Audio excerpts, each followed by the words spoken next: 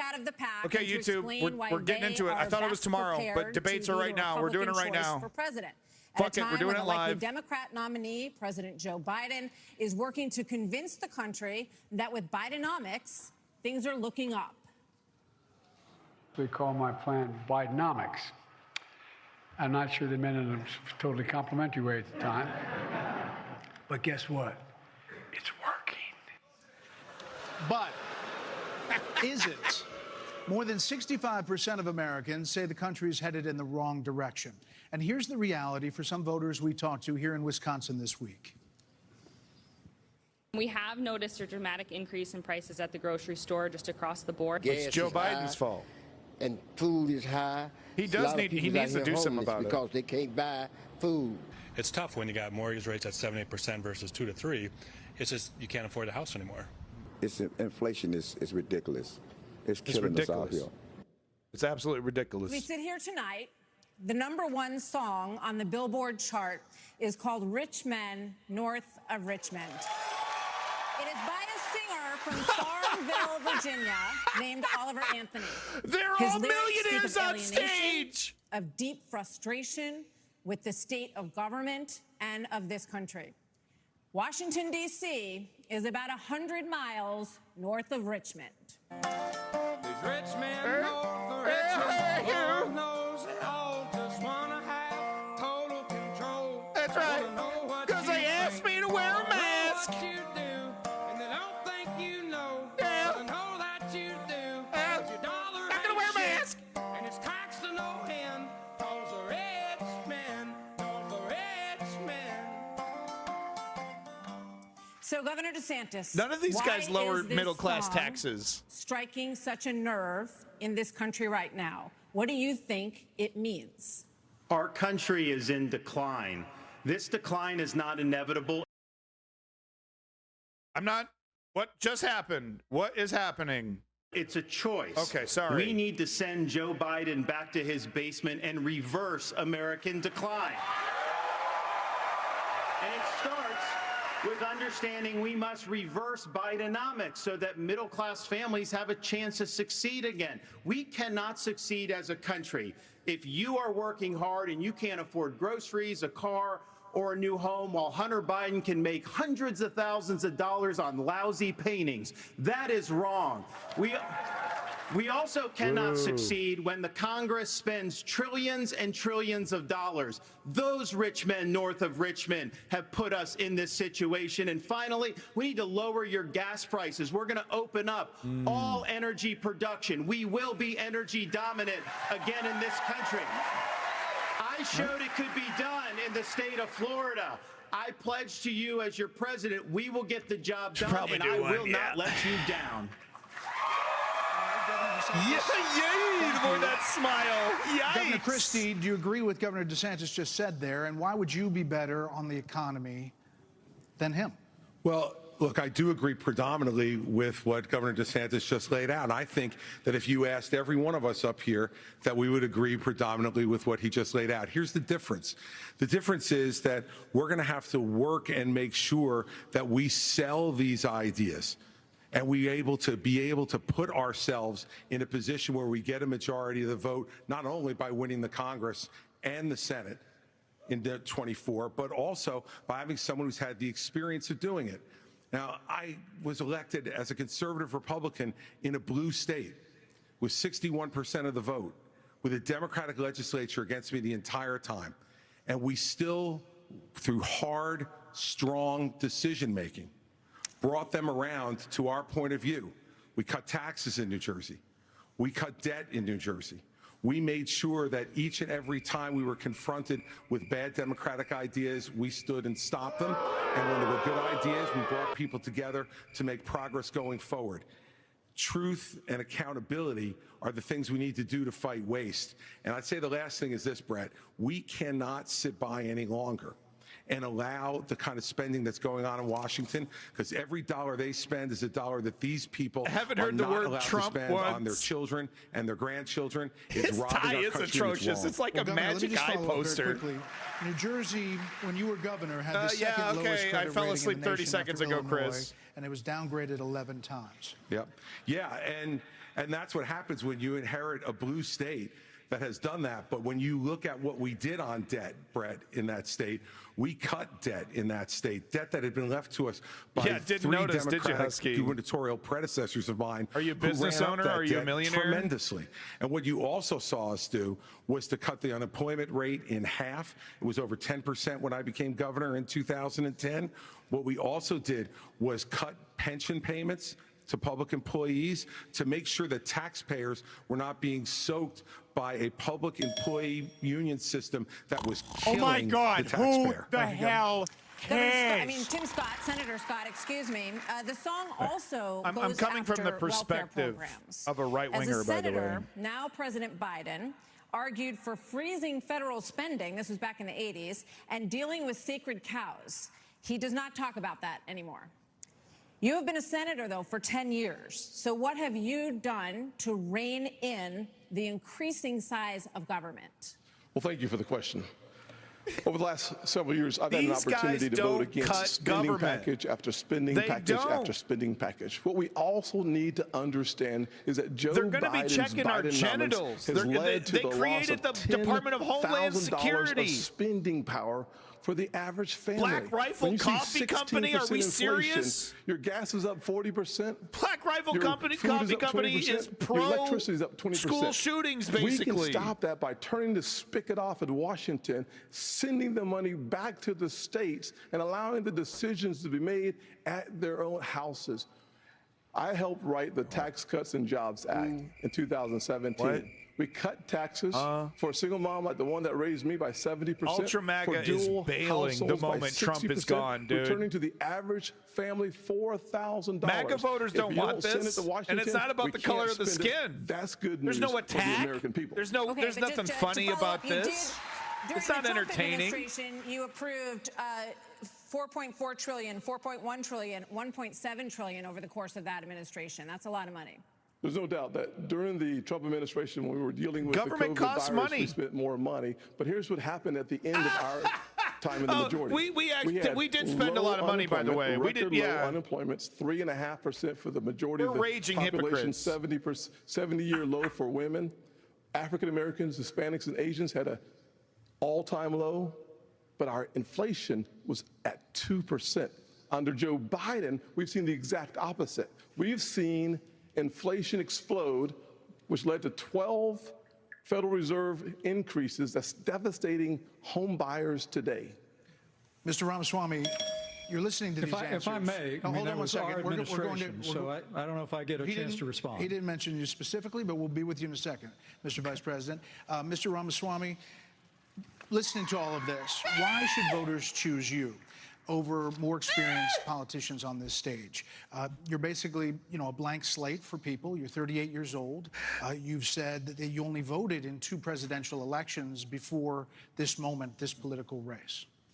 So first, let me just address a question that is on everybody's mind at home tonight. Who the heck is this skinny guy with a funny last name, and what the heck is he doing in the middle of this debate stage? I'll tell you, I'm not a politician, Brett. You're right about that. I'm an entrepreneur. My parents came to this country with no money 40 years ago. Dude. I have gone on to found multi-billion-dollar companies. I did it while marrying my wife, Apurva, raising our 2 sons, following our faith in God. That is the American dream. And I am genuinely worried that that American dream will not exist for our 2 sons and their generation unless we do something about it. And I do think Brett is going to take an outsider, because for a long time we have professional politicians in the Republican Party who have been running from something. Now is our moment to start running to something, to our vision of what it means to be an American today. If you have a broken car, you don't turn over the keys to the people who broke it again. You hand it over to a new generation to actually fix the problem. That's why I'm in this race, and we're just getting warmed up. All right, to you, Governor Haley. So why are you better positioned to turn around this economy that we've heard all of these voters talking about tonight than Mr. Ramaswamy, who is a successful entrepreneur nationally right now? He's beating you in the polls. Well, I don't care about polls. What I care about the fact is that no one is telling the American people the truth. The truth is that Biden didn't do this to us. Our Republicans did this to us, too. When they passed that $2.2 trillion COVID stimulus bill, They left us with 90 million people on Medicaid, 42 million people on food stamps. No one has told you how to fix it. I'll tell you how to fix it. They need to stop the spending. They need to stop the borrowing. They need to eliminate the earmarks that the Republicans brought back in. And they need to make sure they understand these are taxpayer dollars. It's not their dollars. And while they're all saying this, you have Ron DeSantis, you've got Tim Scott, you've got Mike Pence. They all voted to raise the debt. And Donald Trump added $8 trillion to our debt. And our kids are never going to forgive us for this. And so at the end of the day, you look at the 2024 budget, Republicans asked for $7.4 billion in earmarks. Democrats asked for $2.8 billion. So you tell me who are the big spenders. I think it's time for an accountant in the White House. Vice President Pence. You mentioned there. It's so weird because Republican voters do not care about spending. They don't fucking care. You blame the Republican administration spend like crazy for that increase. But as vice president, your administration spent more than any prior, $7.8 trillion added to the national debt, $3.5 trillion of that before COVID. So does that mean that you're part of the spending problem? Well, first off, thanks for the question. Wow. Thanks for letting me respond. Their mics are at different levels, guys. He's like way louder. Reference to our administration's record. I'm incredibly proud of the record of the Trump-Pence administration. I mean, in 4 short years, we rebuild our military. Your boy's in jail, dude. We unleashed American energy. And we appointed 3 conservatives to the Supreme Court that gave the American people a new beginning for the right to life. Now, yeah, you destroyed abortion. Congrats. Martha, you asked earlier who's the most best prepared for this job. And I must tell you, with all due respect to all of my friends on the stage, and even to one that's probably looking on, I think unquestionably I am the best prepared, welcome back, everybody. The most tested, the most qualified and proven conservative in this race. I was a leader in the Congress of the United States. I led Indiana where we balanced budgets and had a AAA bond rating when I was governor. And as vice president of the United States, we spent funding to backfill on the military cuts of the Obama administration, and then we were there in the worst pandemic in 100 years. All that being said, I was the first person in this race to say that we've got to deal with the long-term national debt issues. You got people on this stage that won't even talk about issues like Social Security and Medicare. I mean, Vivek, you recently said a president can't do everything. Well, I got news for you, Vivek. I've been in the hallway. I've been in the West Wing. A president of the United States has to confront every crisis facing America. I will put our nation back on the path to growth and prosperity and restore fiscal responsibility, just as I did in Congress and as governor. Mr. Vice President. No one cares about fiscal responsibility, dude. You were named earlier. I'm going to give Vivek first. We'll get to both of them. This isn't that complicated, guys. Unlock American energy. Drill, frack, burn coal, embrace nuclear. Put people back to work by no longer paying them more to stay at home. Reform the U.S. Fed, stabilize the U.S. dollar, and go to war. The only war that I will declare as U.S. president will be the war on the federal administrative state that is the source of those toxic regulations acting like a wet blanket on the economy. So I'm not sure I exactly understood Mike Pence's comment, but I'll let you all parse that out. For me, it's pretty simple. That's something a U.S. president can do with focus, and I'll deliver on it. Well, let me explain it to you. Vivek, if I can. I'll go slower this time. I sometimes struggle with the reading comprehension. Look, I was a House conservative leader before it was cool. I actually pushed a Deficit Reduction Act. That was the last time we actually reduced the national debt in the United States when I was the leader of House conservatives. I balanced budgets and cut taxes when I was governor. I mean, look, Joe Biden has weakened this country at home and abroad. Now is not the time for on-the-job training. We don't need to bring in a rookie. We don't need to bring in people without experience. Throw some shit around. I like it. Hold on. It's 30 seconds when you have a rebuttal, okay? And you are up, Governor DeSantis. So here's the thing. Why are we in this mess? Part of it, and a major reason, is because how this federal government handled COVID-19 by locking down this economy. It was a mistake. It saved hundreds of thousands of people. We led the country out of lockdown. More dead bodies. Is this what they want? And I can tell you this, as your president, I will never let the deep state bureaucrats lock you down, you don't take somebody like Fauci and coddle him. You bring Fauci in, you sit him down, and you say, Anthony, you are fired. All right, let's hear this again. I'm sorry, I interrupted it. But come on, man, are you serious? Are you joking? President, I will. There were thousands of people dying. Trump had to do something for it. Never let the deep state bureaucrats lock you down. You don't take somebody like Fauci and coddle him. You bring Fauci in, you sit him down, and you say, Anthony, you are fired. They eat it up. They just eat it up, man. What are they doing? I just want to respond to Mike for 1 second because he invoked me back. Listen, now that everybody's gotten their memorized, pre-prepared slogans out of the way, we can actually have a real discussion now. The reality and the fact of the matter is... Was that one of yours? Not really, Mike, actually. We're just going to have some fun tonight. And the reality is, you have a bunch of people, professional politicians, super PAC puppets, following slogans handed over to them by their 400-page super PACs last week. The real choice we face in this primary is this.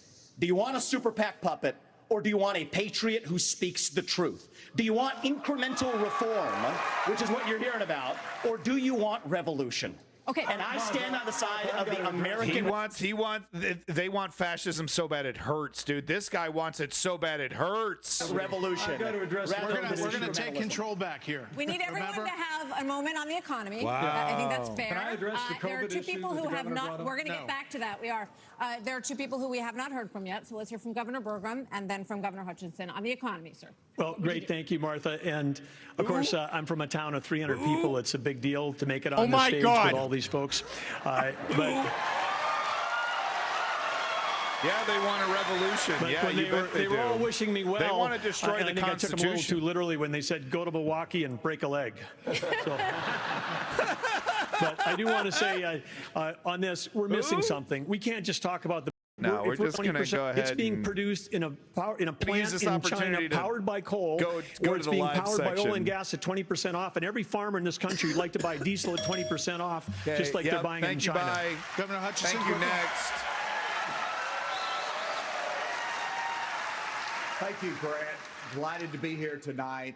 And let me just tell you that I'm a pro-life governor from a conservative state that have a conservative record in which I lowered taxes in Arkansas as governor. I created a $2 billion surplus that I passed over to my successor, and I made sure that we shrunk the size of government. We have 14% fewer state employees in Arkansas after I left government. Republicans don't vote for that. They keep repeating these things. They keep saying cutting taxes, cutting taxes. They're not cutting taxes for you. They're not cutting taxes for the $40,000 a year gas station attendant that's voting for these fucking ghouls. Than when I took over as governor 8 years ago. I tell that because that's what we need in Washington, D.C. We need somebody who can actually constrain the growth of the federal government, that can actually reduce the size. They don't do that when they get in charge. By 10% our federal non-defense workforce. That's a specific place. They do not cut government when they get in charge. They expand government. They expand the powers of government. What? To make that attacks the administrative state. When's the last time they've done this? Let me applaud some of the business partners that are here that have had success in business. But let me tell you, I've been a federal prosecutor.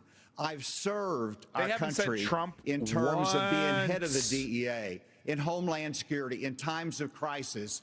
And while I think that that's experience that is important for the future of our country, to be the president of the United States that can lead with positive solutions and be held accountable.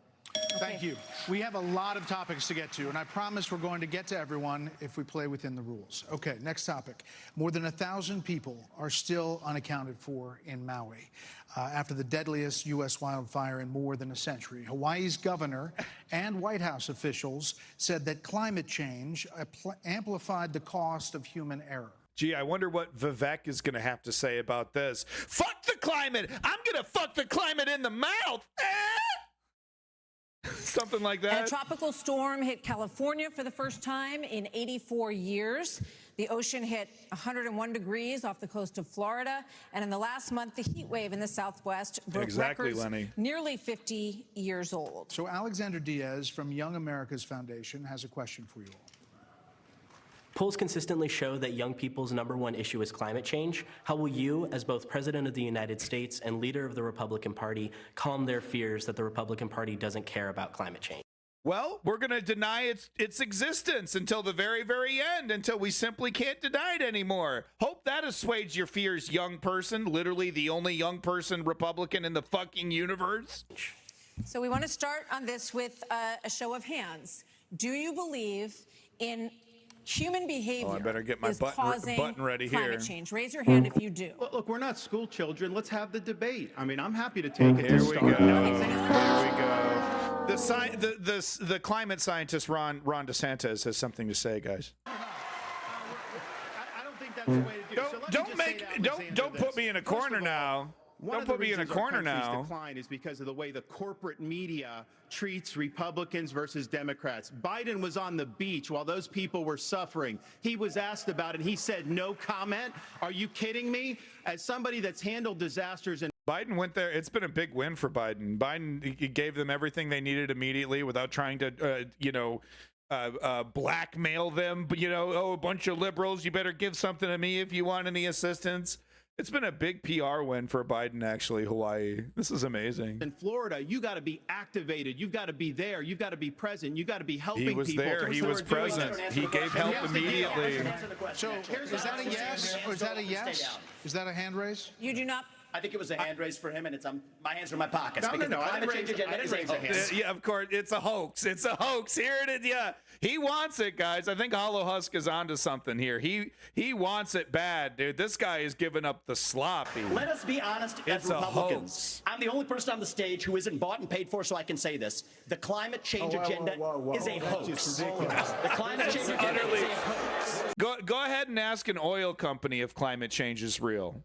And we have to Like behind closed doors, not their PR person, right? Because let me tell you something. The insurance that oil companies are putting out on their oil derricks way out in the ocean, everything. They fucking believe in climate change. They know it's real. They'll fund studies that they don't put out that says for 100% fact that it's real. And this guy cashed his checks from that same exact industry. It's a hoax. declare independence for it.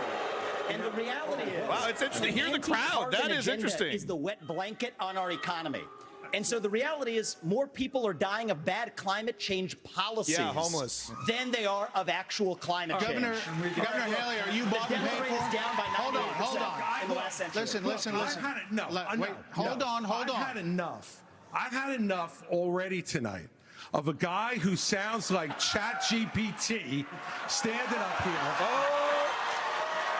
And person in one of these debates, Brett, who stood in the middle of the stage and said, "What's a skinny guy with an odd last name doing up here?" was Barack Obama, and I'm afraid we're dealing with the same type of amateur standing on stage tonight. Barack Obama was wildly successful in his presidential run.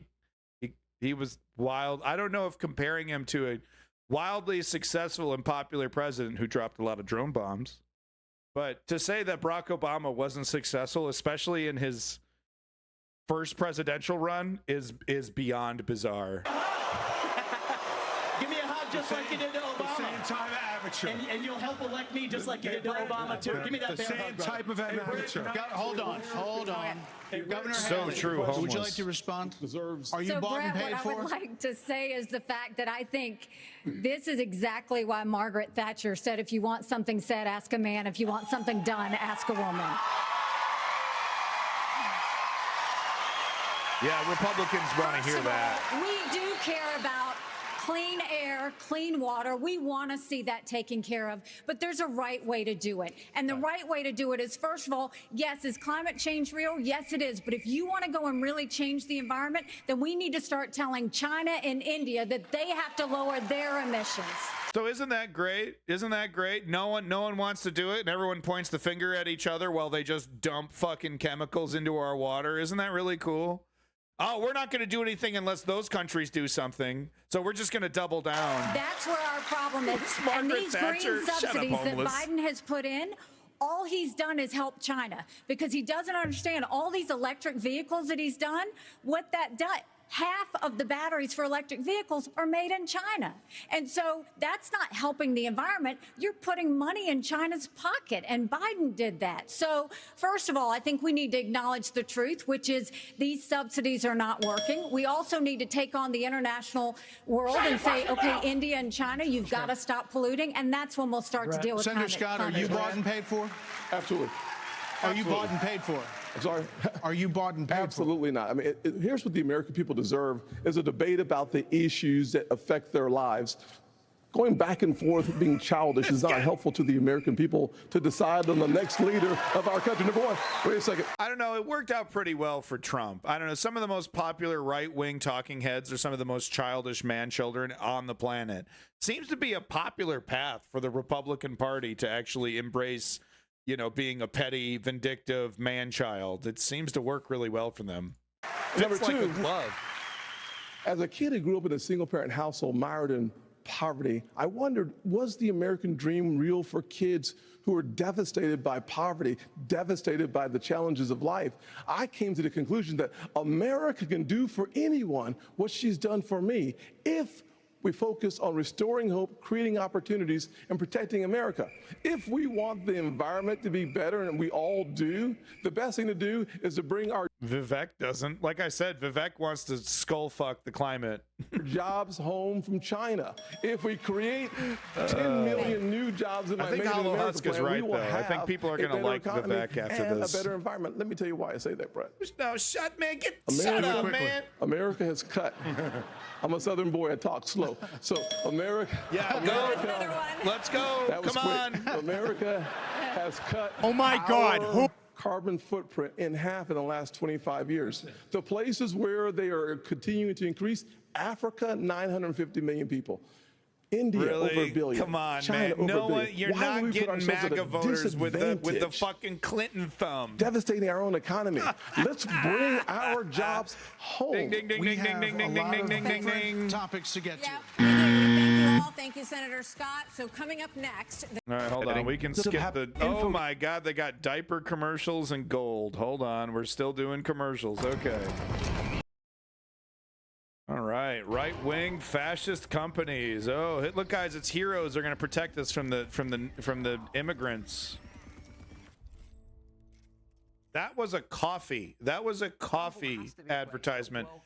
Oh, what an embarrassment. Oh, Brand. Russell Brand. Russell Brand. God, this is embarrassing. Russell Brand over here for the right-wing fascists. Mr. Free Thinker. Mr. I believe in free speech, so let's support right-wingers who are doing everything in their power to destroy free speech. I mean, are you joking? It's time to break free. It's time to break free by embracing tyranny. It's unbelievable, man. It's unbelievable, dude. Russell Brand I mean, come on with these characters. He's a pampered multimillionaire who doesn't look into the things that he's saying. You know, that's the only conclusion I can come up with. To be like, oh, these are honest actors. Oh, yeah, Tim Pool and Tucker Carlson. And oh, these are honest actors. You have to be paying zero actual attention to politics to believe that. All it takes is one outside perspective on Tucker Carlson. You step outside the filthy Tucker Carlson bubble, and you see what a fraud he is. And Russell Brand over here, man. God, that's embarrassing. That is tragic. That is actually tragic. Republicans since the Dobbs decision. In 6 state referendums, all have upheld abortion rights in this country. And even in red states, there are more swing state referendums. So it's actually true. There's been like 7 attempts to completely ban abortion, and they've actually failed. It's been a big winning issue for the Democrats, this abortion stuff. And I think Chris Christie's the only one that's going to say, I don't know, maybe we should, stop with the extremism. Vivek over here is going to say, yeah, we should kill a woman if she gets an abortion. Yeah! Referendums that are coming up as we head into the elections as well on this. So, Governor Haley, what do you say to your party, basically, Gorps, and to your state, which today confirmed a 6-week abortion law I'm as a well, nobody, so that's probably especially why. The impact on women suburban voters across this country? Thank you, Martha. I am unapologetically pro-life. They double, triple, quadruple down. It's actually a really, really, really bad proposal from them. It's actually not winning them votes anywhere. Because the Republican Party tells me to be, but because my husband was adopted and I had trouble having both of my children. So I'm surrounded by blessings. Having said that, we need to stop demonizing. Yo, what does that have to do with a 14-year-old daughter, being forced to have the baby of her rapist father? What does that have to do with that, man?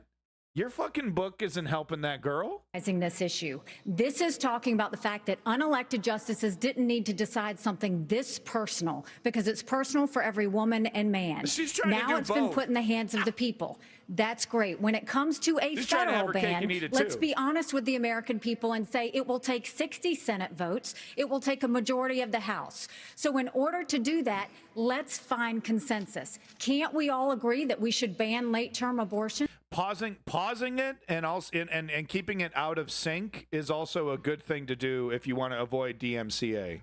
But all the shit you see moving on my screen and all that helps as well.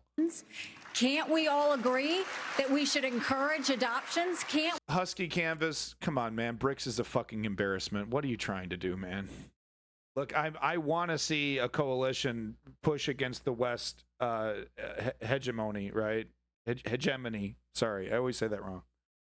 I want to see that, but let's be real. Bricks is a fucking joke right now. What are we talking about? Can't we all agree that doctors and nurses who don't believe in abortion shouldn't have to perform them? Can't we all agree that contraception should be available? And can't we all agree that we are not going to put a woman in jail or give her the death penalty if she gets an abortion? Yes, we will. Oh, this is going to be great. Let's hear Vivek on this one. Oh, okay, dirty crackhead. Sorry, I couldn't tell. Let's treat this like a respectful issue that it is and humanize the situation and stop demonizing the situation. Brett, all the women in the audience, yeah! All the men, shut the fuck up. Vice President Pence, Governor DeSantis, you signed a 6-week abortion ban in Florida. One of your biggest financial backers said that you need to, quote, shift to get moderates or you will lose. What do you say to him and others who say politically that is a tough thing to sell nationally? Well, I would say we sold the biggest election landslide victory in the history of the Republican Party in the state of Florida in 2022. That's what I did. We can win. But second of all, look, you got to do what you think is right. I believe in a culture of life. I was proud to sign the heartbeat bill. I remember one of the most impactful moments of my life was when I heard the heartbeat of my... What if your daughter was raped, Ron DeSantis? What if your daughter was raped and she was impregnated by her rapist? If you're a man and you're not asked that question, if you're a man and you're pro-life and you're not asked that question, you don't have a response to that, you're a fucking coward. My oldest daughter in my wife's womb, and then saw the sonograms of all 3 of my kids. What the Democrats are trying to do on this issue is wrong, to allow abortion all the way up to the moment of birth. I know a lady in Florida. So, by the way, Democrats, over 90% of Democrats don't believe in late-term abortion, don't support late-term abortion. This is a complete canard. It's a lie. There's even the most liberal of states, won't allow for late-term abortion, and at a certain trimester you're cut off and you have to give birth to the kid and put it up for adoption. Only in the most extreme cases is late-term abortion allowed, and that usually has to do when the life of the mother is at risk. So it's just a total dishonest and really brutal lie, because what this lie is doing is causing very young girls who are being abused to go through a process that is traumatizing for the rest of their lives. And, you know, and this man doesn't care. This is about votes. Named Penny. She survived multiple abortion attempts. She was left discarded in a pan. Fortunately, her grandmother saved her and brought her to a different hospital. We're better than what the... Who wants to bet that story has a few details being left out? Who wants to bet? Democrats are selling. We are not going to allow abortion all the way up till birth, and we will hold them accountable for their extremism. But just to be clear, Governor, would you sign a 6-week ban federally? I'm going to stand on the side of life. Look, I understand Wisconsin is going to do it different than Texas. I understand Iowa and New Hampshire are going to do different. But I will support the cause of life as governor. Good to note that OGBYNs and a bunch of other doctors are fleeing Florida right now. They actually have a massive brain drain in Florida. There are millions of people being left without proper health care because of these actions. And as president. Vice President Pence, you're shaking your head. Have a national. Hold on, Senator. Vice President Pence, you're shaking your head. Well, look, I'm not new to this cause. After I gave my life to Jesus Christ as my Lord and Savior, I opened up the book and I read, "Before I formed you in the womb, I knew you. And see, I set before you life and death, blessings and curses. Now choose." Hey, Mike Pence, if your daughter gets raped, you going to force her to have the kid? Choose life. And I knew from that moment on, the cause of life had to be my cause. And I've been a champion for life in the Congress, a champion for life as governor and as vice president. What are you going to do for that kid when you force that 14-year-old rape victim to give birth? What are you going to do for that kid? Cut their welfare? Hand them some bootstraps? You're a real hero, Mike. And to be honest with you, Nikki, you're my friend, but consensus is the opposite of leadership. When the Supreme Court returned this question to the American people, they didn't just send it to the states only. It's not a states-only issue. I'm gonna let you speak. Oh, I know you got a uterus. Okay, but, you know, here's what you got to do with your uterus. This guy's unbelievable. You know, my book from a fucking 3 million years ago, this is what you got to do with your uterus. The book says so. So there you go. Sorry. Hit the bricks, bitch. It's a moral issue. And I promise you, as President of the United States, the American people will have a champion for life in the Oval Office. Can't we have a minimum standard in every state in the nation that says when a baby is capable of feeling pain, an abortion cannot be allowed? A 15-week ban is an idea whose time has come. It's supported by... I just went through a pregnancy, and it's extremely easy to get up to 15 weeks and have absolutely no idea you're pregnant. If my wife wasn't such a stickler for testing, it could have happened. There's no visual. There was no. She wasn't puking. There wasn't doing any of that at 15 weeks. So I mean, it's just. I mean, it's barbaric. 70% of the American people, but it's going to take unapologetic leadership that stands on principle and expresses compassion for women in crisis pregnancies. I'll do that as President of the United States. What does that mean? What does that mean for rape victims, dude? My name, so I want to respond to that. 30 seconds. So first of all, I will say it is in the hands of the people, and that's where it should be. But when you're talking about a federal ban, be honest with the American people. We haven't had 45 pro-life senators in over 100 years. Guys. So no Republican president can ban abortions any more than a Democrat president could ban all those state laws. Don't make women feel like they have to decide on this issue when you know we don't have 60 Senate votes in the House. 70% of the American people support legislation but to ban abortion of the after Senate a baby is capable not. of experiencing pain. It's just going to take leadership. Hold on. 70% of the Senate does not. You have to be honest with the American people. We have to have a 15-week limit. Let's get Governor Bergman for one minute here. Disregard. You have to be honest. You have to be honest about the facts of abortion. No, we don't. No, we fucking don't. Since when? But the Supreme Court did overturn Roe v. Wade. And the result of that decision was that it went back to the states. So that's where it is right now.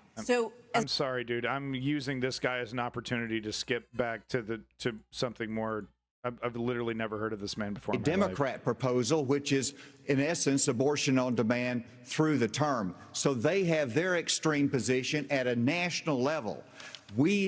It's most likely going to be addressed. So this is frightening. So this guy believes. I mean, look at this. The Israeli flag, almost bigger and I guess it's the same size as the U.S. flag, but it's Israel first and then the United States. I mean, these people are really some of the most dangerous motherfuckers on the planet. They really are. They really are. They should be nowhere close to power. In the States, but it's certainly fine for it to be addressed at the national level as well. Yeah. Arkansas has the record of being thanks. Honestly, and for on demand. All right, sorry, I'll quit skipping around. It's just come on. And through the term, so they have their extreme position at a national level.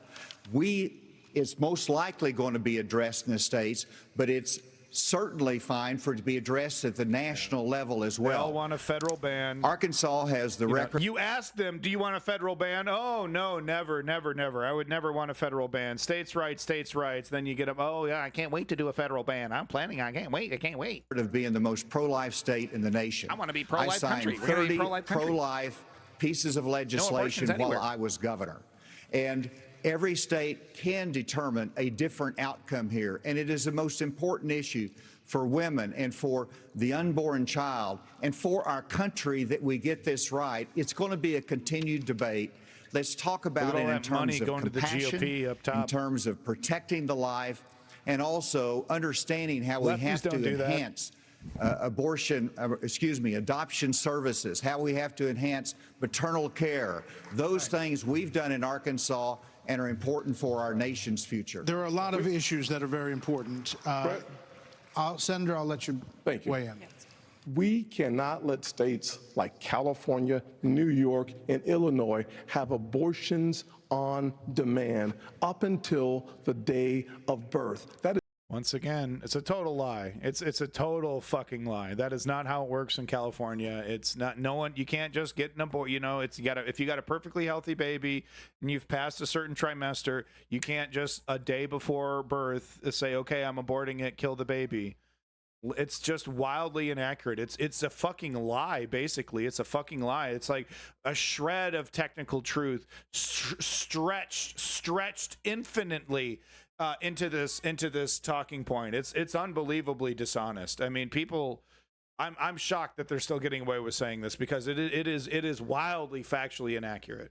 It is immoral. It is unethical. It is wrong. It's not We what's must happening. have a president of the United States who will advocate and fight for, at the minimum, a 15-week limit. I am 100% pro-life conservative. I have a 100% pro-life record. I got to tell you, though, we must fight for life. Our Declaration of Independence. If your daughter is raped, Tim Scott, are you going to force her to have the baby? I mean, honestly, every single man saying these things need to be asked this question. Are you going to force your raped daughter to give birth to the rapist child? Yes or no? Says our Creator gave us inalienable rights that include life. That is a list. That is an issue we must solve. We can't leave it to Illinois. We can't leave it to Minnesota. We can't leave it to Illinois. We must solve that issue with a 15-week minimum. Thank you, Senator. I think we're all pro-life, but what I would love is for someone to ask Biden and Kamala Harris, are they for 38 weeks? Are they for 39 weeks? Are they for 40 weeks? Because that's what the media needs to be asking. All right, another issue is America and the crime crisis, the homelessness. The debate was about 16 weeks or less. Mike Pence talking about, even less. I mean, crisis. American cities are in decline. People are moving out as homelessness, drugs, crime move in. There are problems accelerated. Not true. I actually just looked at the stats for San Francisco. They have like 80,000 people moved in last couple months. They did accelerate during the pandemic and are still rising, actually. Murders in Los Angeles, New York, Chicago. The murder and crime rate's actually technically higher in right-wing areas. Woke Patriot just posted that in the Discord. I'll show you the chart. 30% Hold on. between 2019 and 2022. Homelessness is up 11%, the largest jump in recorded history. Vice President Pence, a lot of this began. Sorry, I don't mean to pause, but I mean, these numbers were literally just posted. They were literally just posted in the Discord. Violent crime is higher in right-wing areas than left-wing areas. It's just a fact. Tennessee, Arkansas, Louisiana, Missouri, New Mexico, Arizona, Texas, South Dakota, Montana, Alaska. Look at Alaska. Right? Remember Sarah Palin? So just stop with the fucking lies.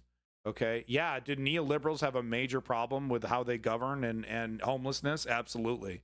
But don't buy this fucking tripe that liberal cities are less safe than right-wing cities. It's actually a fucking lie. And in the COVID era, how much of what we're seeing happening around this country is a result of those COVID lockdowns? And is your administration in part to blame for how we got here? Well, I think what's in part to blame is the Democrats have been talking about defunding the police for the last 5 years. No, they don't. And we ought to be funding. No, they fucking don't. Wait, show me a Democrat in the last, I don't know, 4 years that would even mention BLM. Show me the fucking Democrat saying defund the police. Show me the fucking Democrat. Funding law enforcement, particularly in our major cities, at unprecedented levels. I mean, it's extraordinary to think about the violence that's claiming innocent lives literally every week in every major city in this country. And yet Democrats and liberal prosecutors in major metropolitan areas continue to work out their fanciful agendas, to do bail reform and go easy. What we need is strong commitment to law enforcement. We need leadership in Washington. Yeah, we should put criminals in jail, huh, Mike Pence, right? We should put blatant, shameless criminals in jail, right, Mike Pence? D.C. that'll marshal the resources of the states, marshal the resources of the American people. This guy. What do you think this guy would do day one with the install a DOJ that would immediately nullify the fucking Trump, do everything in his power to nullify the Trump investigations and the Trump convictions, likely just straight up pardon the guy.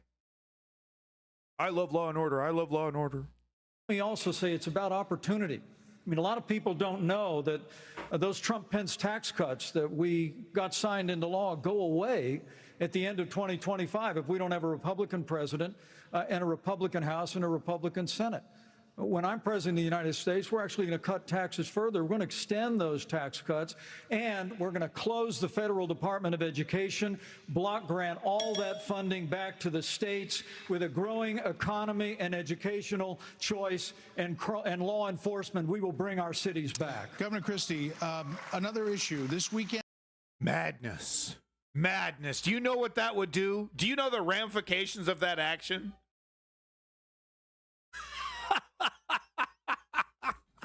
Madness. And here in Milwaukee, reports say there were 30 shootings, and a number of them including kids. Add that to the big increase in school shootings around the country. Democrats blame this crisis on easy access to guns. They also blame Republicans for blocking gun control legislation. What would President Christie do? You know, I'm proud of the fact, Brett, that I'm the only person along with Governor Hutchinson up on this stage who's actually running United States Attorney's Office. I ran the 5th largest office in America in a state where there is significant urban crime. And the problem is not going to be solved by more money. The problem is that these prosecutors. Money would actually do a lot to fix this problem, but money alone isn't going to do it. As neoliberals have shown, you actually got to know how to spend it. I assure you, they don't know how to spend it. They want to cut. And then they want to send your ass to prison. Oh, you're homeless? Oh, you're asking for food?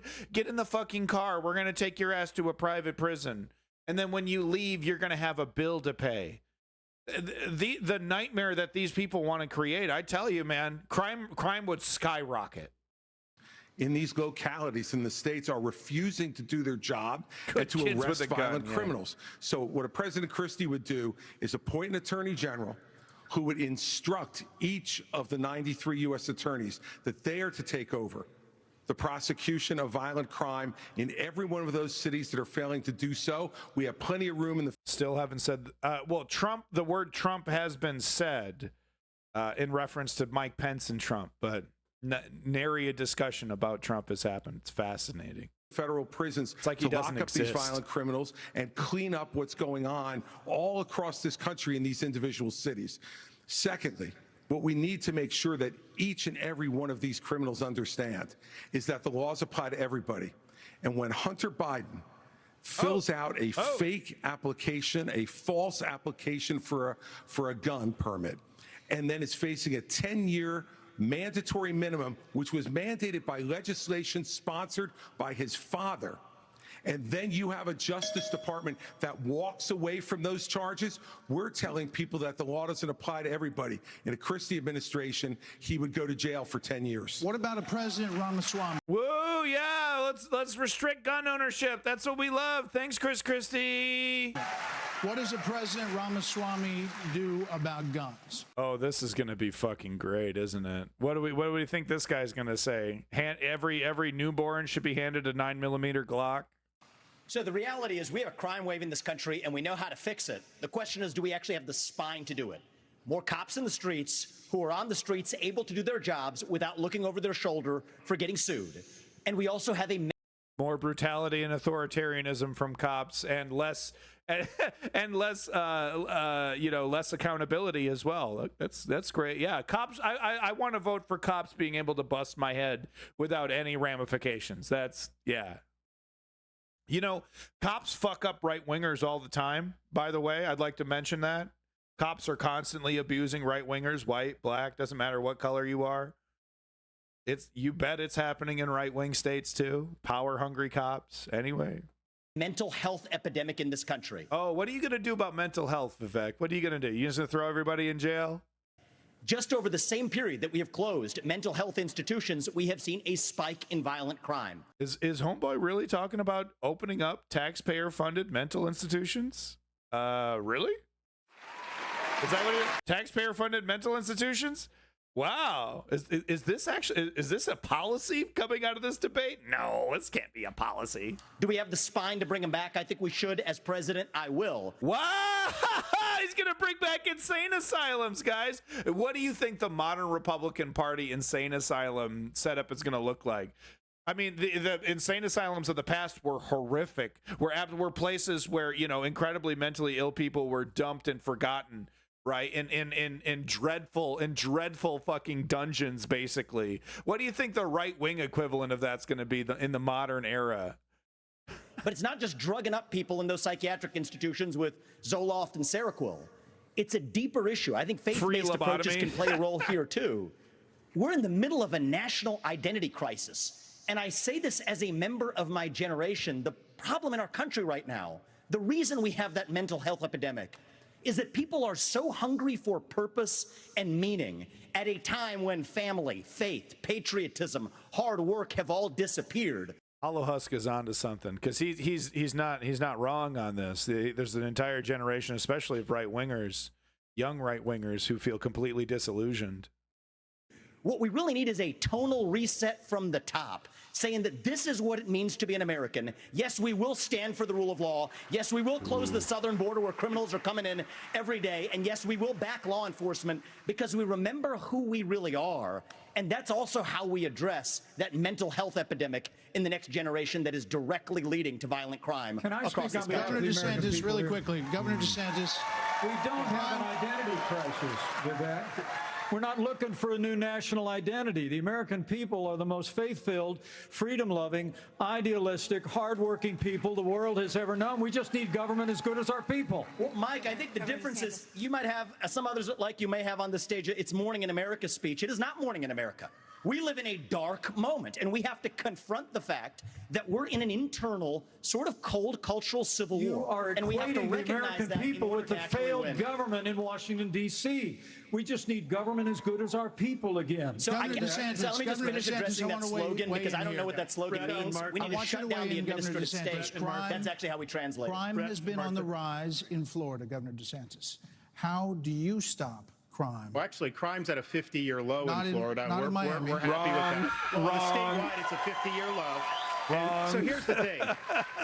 a very selective look at the statistics would probably say 50-year low, but that's incorrect. These hollowed out cities, this is a symptom of America's decline. And one of the homie, that's your city, dude. Yeah, you represent that shit. Hollowed out? Who did that? biggest reasons is because you have George Soros funding these radical left-wing district attorneys. They get into office and they say they're not going to prosecute crimes they disagree with. The inmates start running the asylum. There's one guy in this entire country that's ever done anything about that. Me. When we had two of these district attorneys in Florida elected with Soros funding who said they wouldn't do their job, I removed them from their posts. They are gone. And as president, as president, we are going to go after all of these people because they are hurting the quality of life and they are victimizing innocent people in every corner of this country, and it will stop when I get into office. Okay. One more. Wow. No woke, nothing. Wow, man. Wow.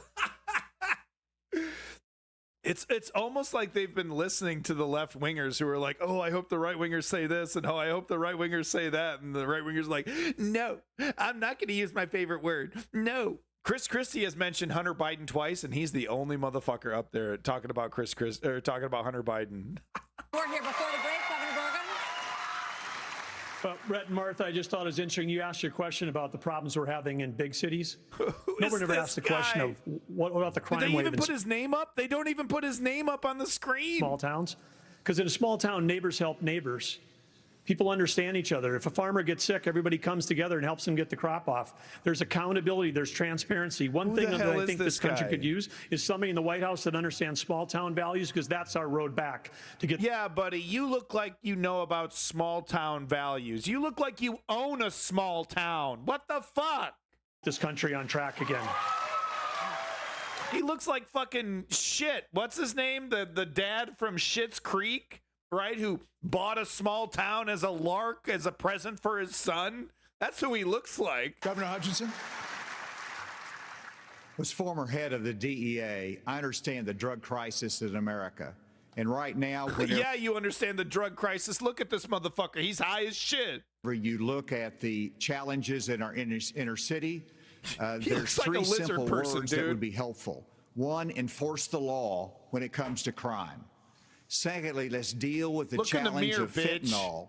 And it's both about stopping the fentanyl coming from Mexico, but it's also about education of our young people, making sure that we have the tools that are needed for addiction counseling. That's what we expanded in Arkansas as well.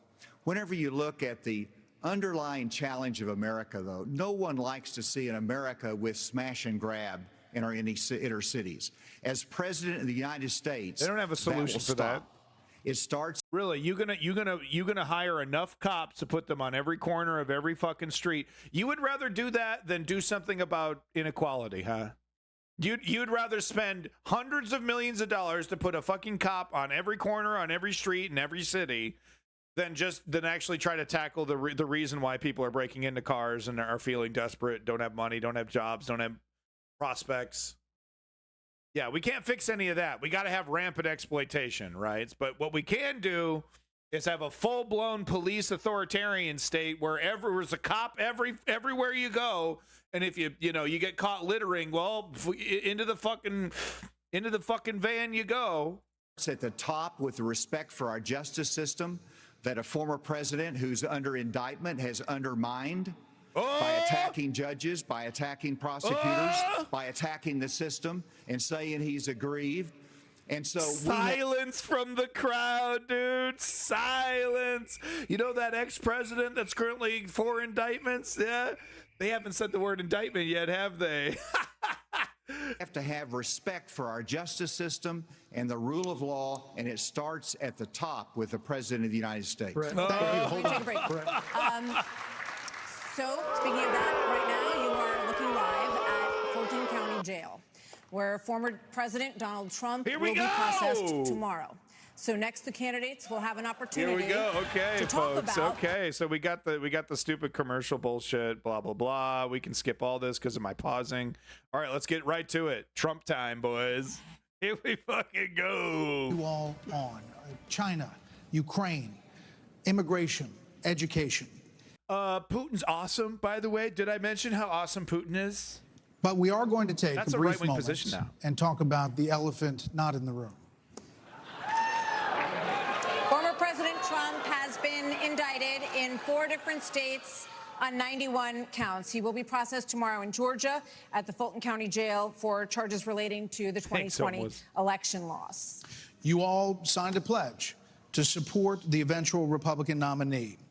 If former President Trump is convicted in a court of law, would you still support him as your party's choice? Please raise your hand if you would. Okay, they couldn't do it last time because we can't admit climate change is real. There's no way I can make an unequivocal yes or no on climate change. Why would I do that, right? Okay.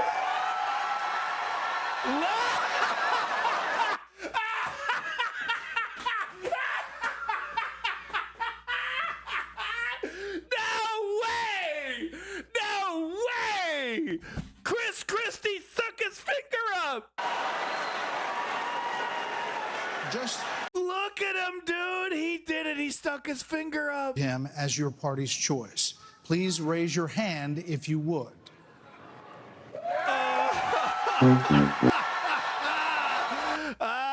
Is he not? Okay, no, he's not sticking his hand up. Okay, he's not sticking his hand up. He would like to speak. Okay, all right. So both of them. And look at Vivek. I'm Trump. I'm the new Trump. I'm Trump. I want to be Trump. I'm gonna skull fuck the climate. Hold on. So just to be clear, Governor Christie, you were kind of late to the game there, but you raised your hand? No, I'm doing this. Look, I'm doing this. And I know you didn't. Whoa. No. What's the look, here's the bottom line. Someone's got to stop normalizing this conduct. Okay? What? No, but he shouldn't have been gone to jail. He's innocent. He's innocent in everything. It's the deep state. Literally every single person involved in every single indictment is the Democrat. It loves Joe Biden. Hundreds and hundreds of individuals involved in dozens of investigations. All of them love Joe Biden and hate Trump. That's the real reality, man. Shut the fuck up, Chris Christie. Now whether or not you believe that the criminal charges are right or wrong, the conduct is beneath the office of President of the United States. There's a lot of boos. There's actually a lot of boos in that cheering if you listen carefully. And you know, this is the great thing about this country. Booing is allowed, but it doesn't change the truth. It doesn't change the truth. Bye, Chris Christie. Bye, Chris Christie.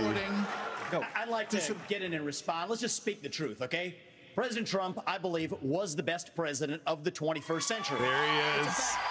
And Chris Christie. There he is. He wants this so bad. He wants this so bad it hurts, dude. Yeah, Hollow Husk is onto something here. Hollow Husk is onto something. I hope Hollow Husk is still here. I think they left. So. Honest to God, your claim that Donald Trump is motivated by vengeance and grievance would be a lot more credible if your entire campaign were not based on vengeance and grievance against one man.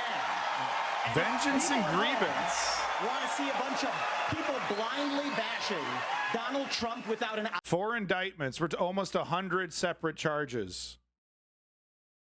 and he's still saying it, man.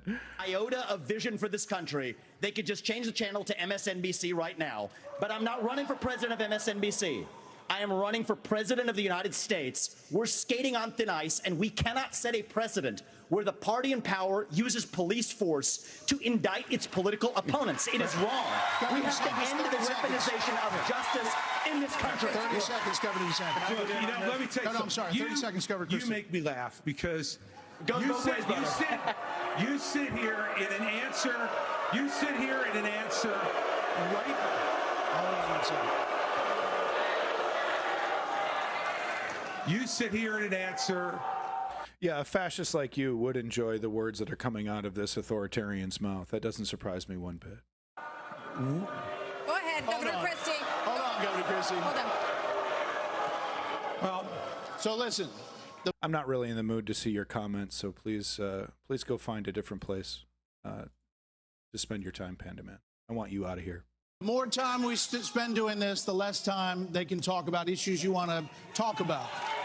So let's just get through this section. Governor Christie. You sit here talking about how you want to stand up for the rule of law. Yes. And law and order. And the fact is that it can't be selective. In your book, you had much different things to say about Donald Trump than you're saying here tonight. That's not true. Well, it is very true. That is not true. It's very true. I read it, Because and there's I know. a difference between bad behavior and illegal behavior, Chris. And you as a prosecutor should know better. He's getting Gish galloped on. Isn't it great? Isn't it great? This works in the Republican Party, by the way. The Gish gallop works beautifully. And it's amazing to see a Gish galloper, one of the best, get Gish galloped on by a little youngster here. This is great. You know what? I know a lot better. There's a difference between bad behavior. And I know a lot better than you do. You've never done it like you've never done anything to try to advance the interests of this government except to put yourself forward as a candidate tonight. And here's the thing.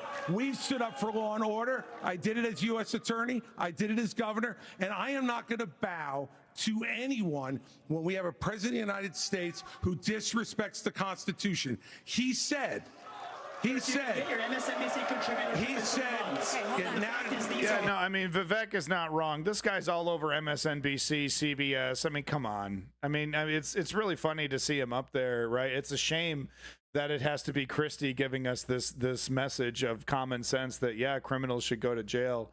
But yeah, it's like it's basically. He said, Martha, it's important to say that the president said, Donald Trump said, it's okay to suspend the Constitution. Now, the oath you take is to preserve, protect, and defend, not suspend. I will always stand up for our Constitution, regardless of the political pressure. Right, we have another question for you. We're going to get everyone in on this issue, but I have another question. Hold on, you will. All right, so President Trump's former vice president is on this stage tonight. He has faced hecklers on the campaign trail over his actions on January the 6th. On that day, the vice president moved forward with the certification of the election. So do you believe that Mike Pence did the right thing, Senator Scott? Do you believe he did the right thing? Absolutely. He did the right thing. Number one. Number two. In preserving American democracy. Isn't that funny? It's even up for debate. Did he do the right thing? Not allowing Trump to subvert our democracy?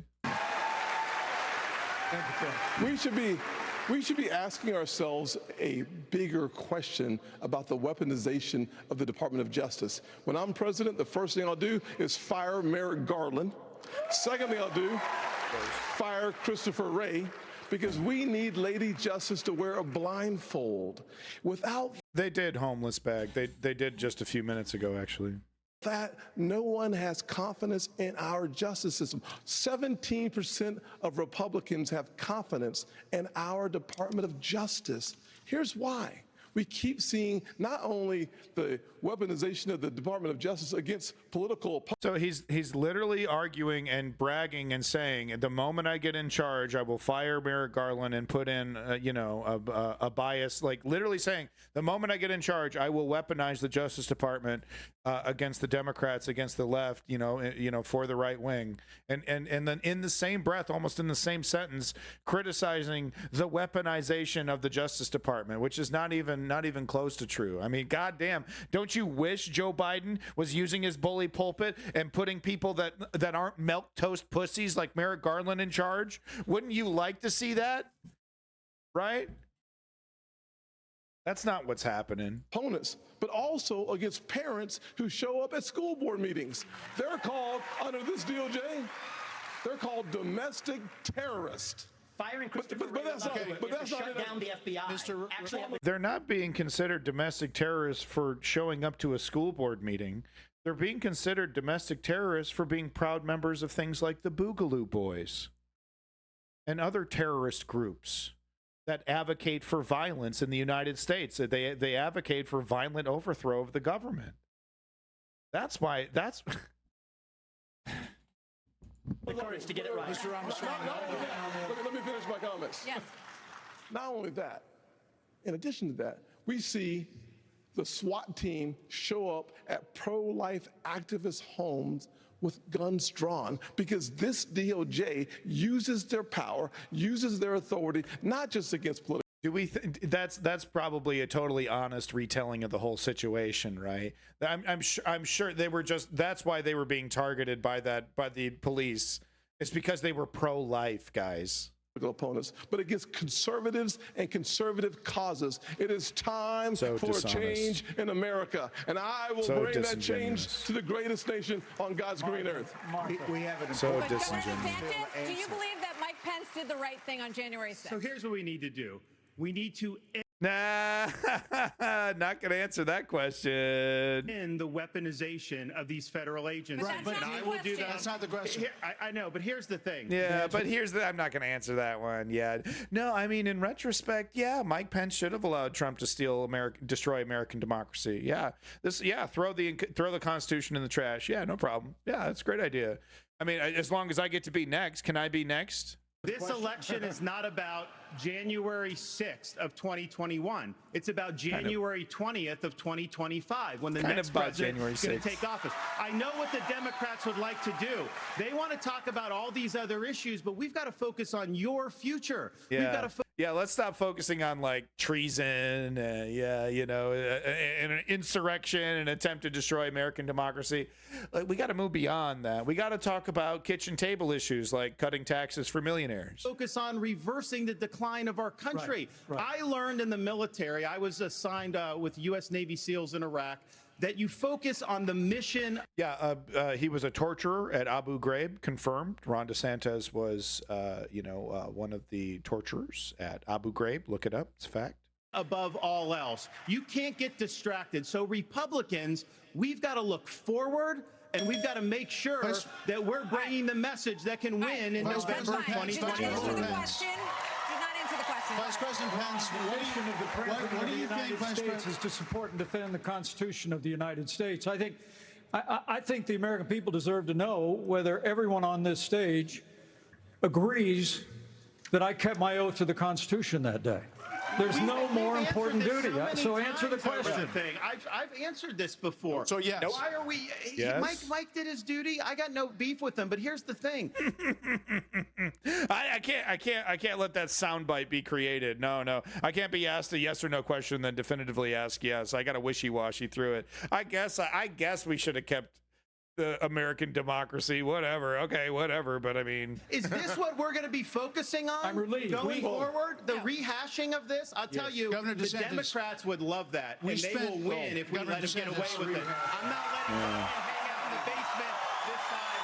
We're going to run him ragged around this country, and we're going to hold him accountable. Let me just say, Governor DeSantis, we spent an hour talking about policy.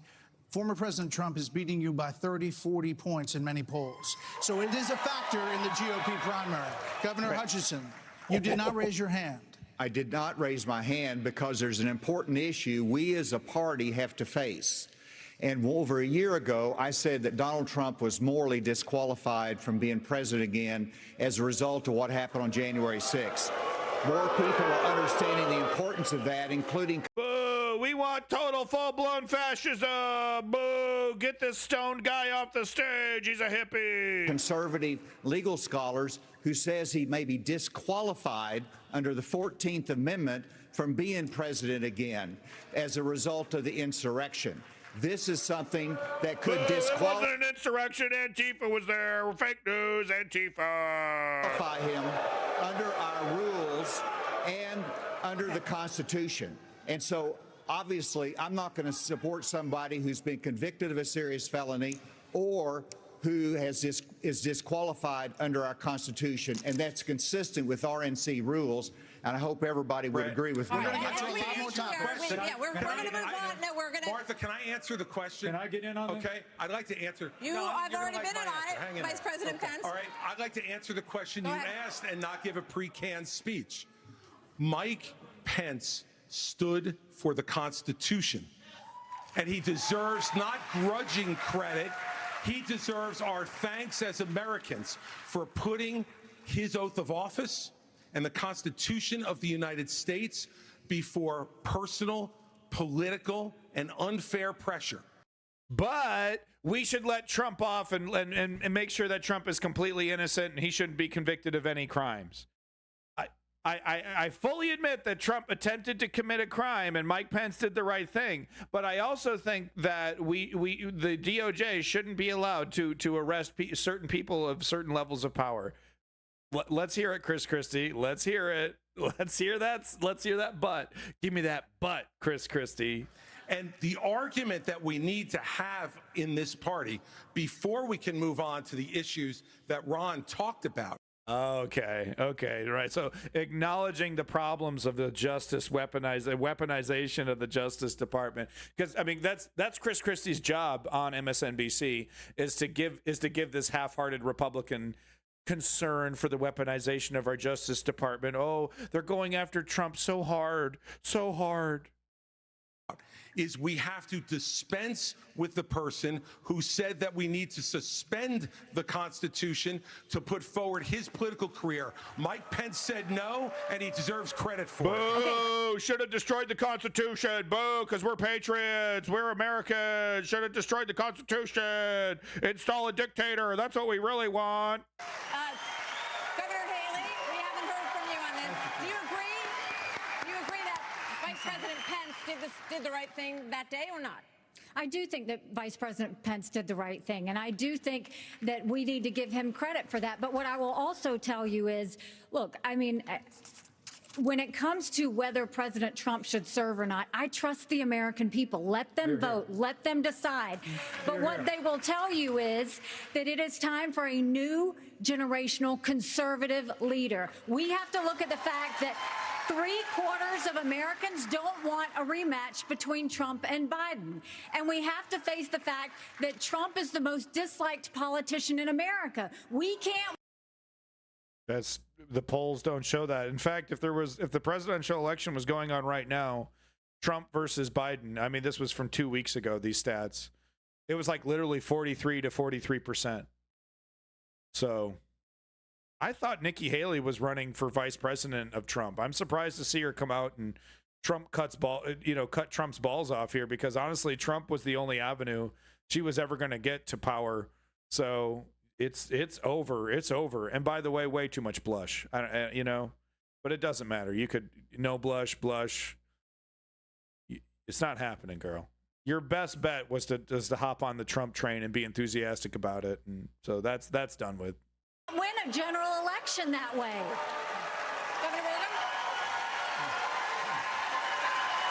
Governor Bergen? But in a general election, Trump would be absolutely competitive right now against Biden.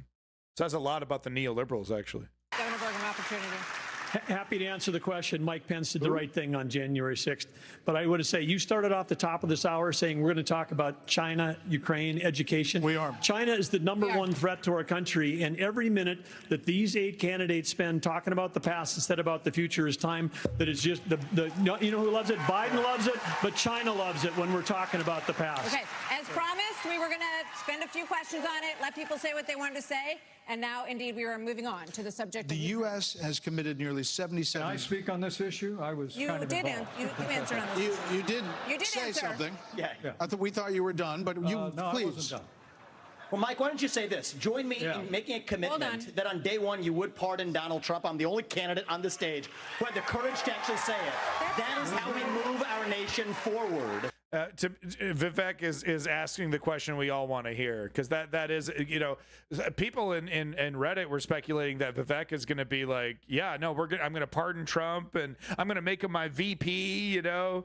So some people were speculating that we might get that, but yeah, Vivek enthusiastically, I can't wait to pardon a criminal. Yeah, that's right. We got to stop the weaponization of the Justice Department. So let's go ahead and immediately pardon a criminal. I don't know And why turn the you page assume that forward. That's Donald exactly Trump right. will be convicted of these crimes. You should be able to make a commitment. The same justice system that was this Vivek, corrupt. here's the difference between you and me. Yeah, I'm not a professional politician. That's the difference. Who can answer a question? I've actually given pardons when I was governor of the state of Indiana. It usually follows a finding of guilt and contrition by the individual that's been convicted. So, look, if I'm president of the United States, we'll give fair consideration to any pardon request. But if I may, you know, it's not about looking back at January 2021. It's about January 20th, 2017.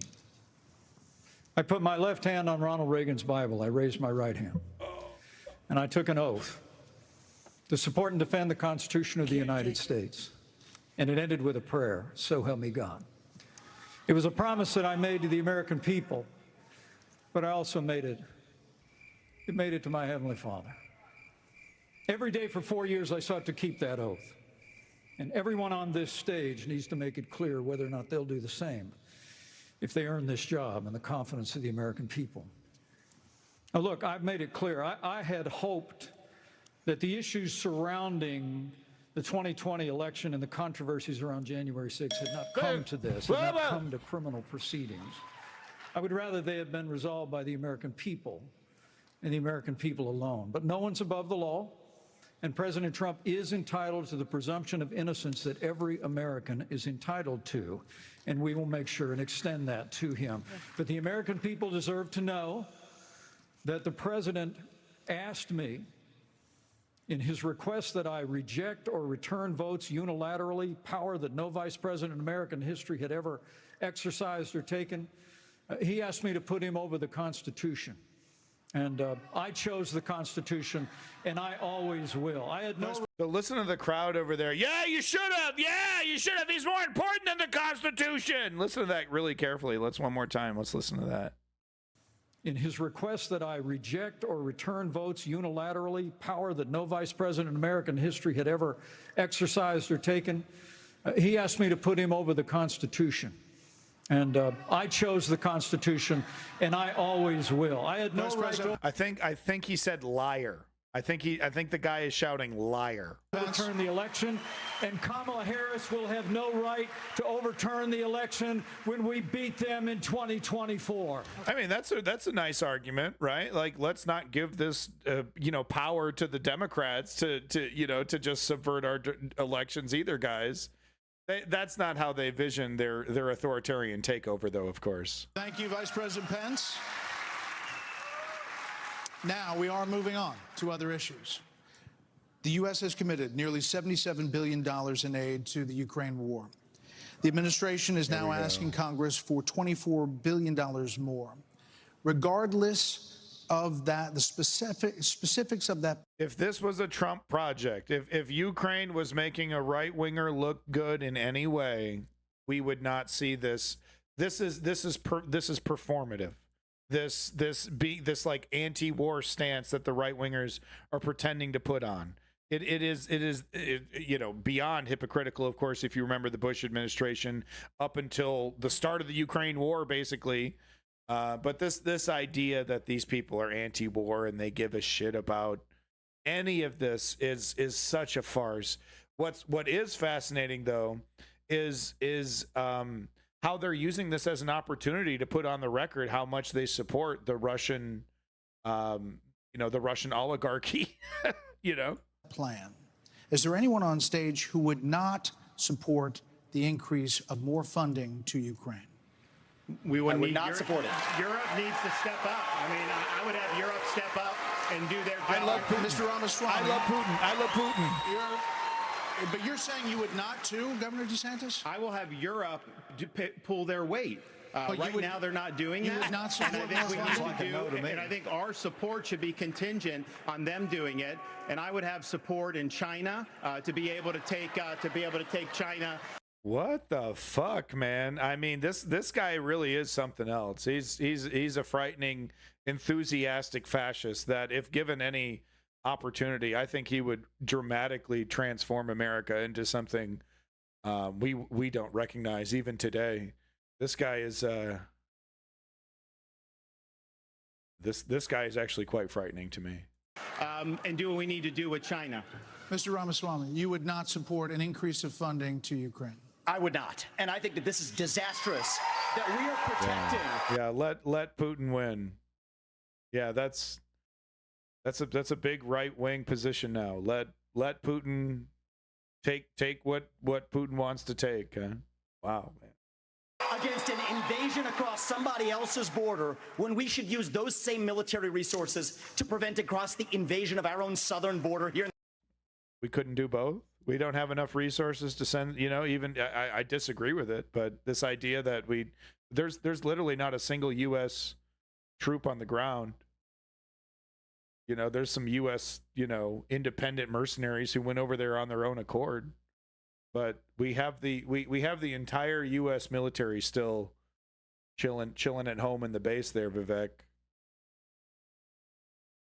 I don't know. I mean, he's saying the things that people want to hear, but he's so enthusiastic. He is forgetting. I mean, there is a certain amount of substance that right wingers will appreciate, and I think Fox News is going to be picking this guy apart, immediately. In the United States of America. We are driving Russia further into China's hands. The Russia-China alliance is the single greatest threat we face. We're driving Russia further into China's hands. So if we let them take Ukraine, they would not try to form a coalition to fight against the Western never say it. And I find it offensive that we have professional politicians on the stage that will make a pilgrimage to Kyiv, to their Pope, Zelensky, without doing the same thing for people in Maui or the south side of Chicago or Kensington. I think that we have to put the interests of Americans first. Secure our own border instead of somebody else's. And the reality is, this is also how we project strength by making America strong at home. Thank you. All right, we heard the names. So letting an authoritarian invade another country, a close ally of the EU, is how we make America strong at home. Hegemony. No. Damn it. Governor Christie first. All right, look, I did go to Ukraine, and I went to Ukraine because I wanted to see for myself what Vladimir Putin's army was doing to the hegemony. Got it. Hegemony. I'm sorry. Free Ukrainian people. And let me tell you, I want you all to look around this arena tonight and imagine that every one of these seats was filled. And if every one of them was filled, there would still be 2,500 more children outside to make over 20,000 who have been abducted, stolen, ripped from their mothers and fathers, and brought back to Russia to be programmed to fight their own families. They have gouged out people's eyes, cut off their ears, and shot people in the back of the head, men, and then gone into those homes and raped the daughters and the wives who were left as widows and orphans. This is the Vladimir Putin. This is the Vladimir Putin who Donald Trump called brilliant and a genius. If we don't stand up against this type of autocratic killing in the world, we will be next.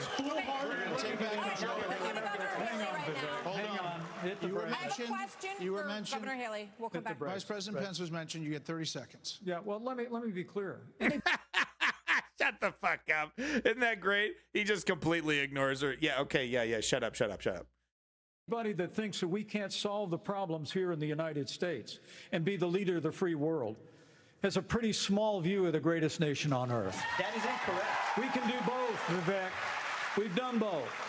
We've been the leader of the free world and the arsenal of democracy for years. The Reagan Doctrine years ago made it clear. We said, if you're willing to fight the communists on your soil, we'll give you the means to fight them there so our troops don't have to fight them. Vivek, if we... So yeah, this is what the Republicans used to talk about when it comes to Russia.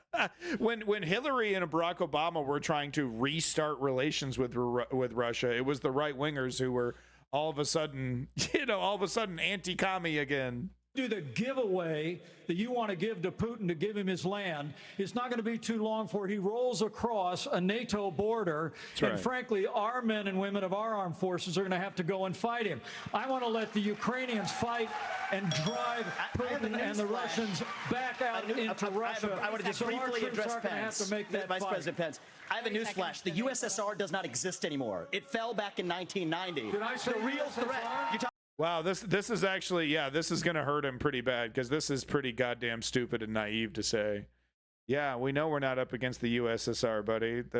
Okay. Talked about the communists, and the real communists that we have to address right now have any is the idea what Vladimir Putin's aims are. You already spoke. Yeah. Now I actually have something to say. Putin has been saying he wants to reestablish the old Soviet sphere You've made of your point, influence. Vice Yeah, no, that's a fact, Vivek.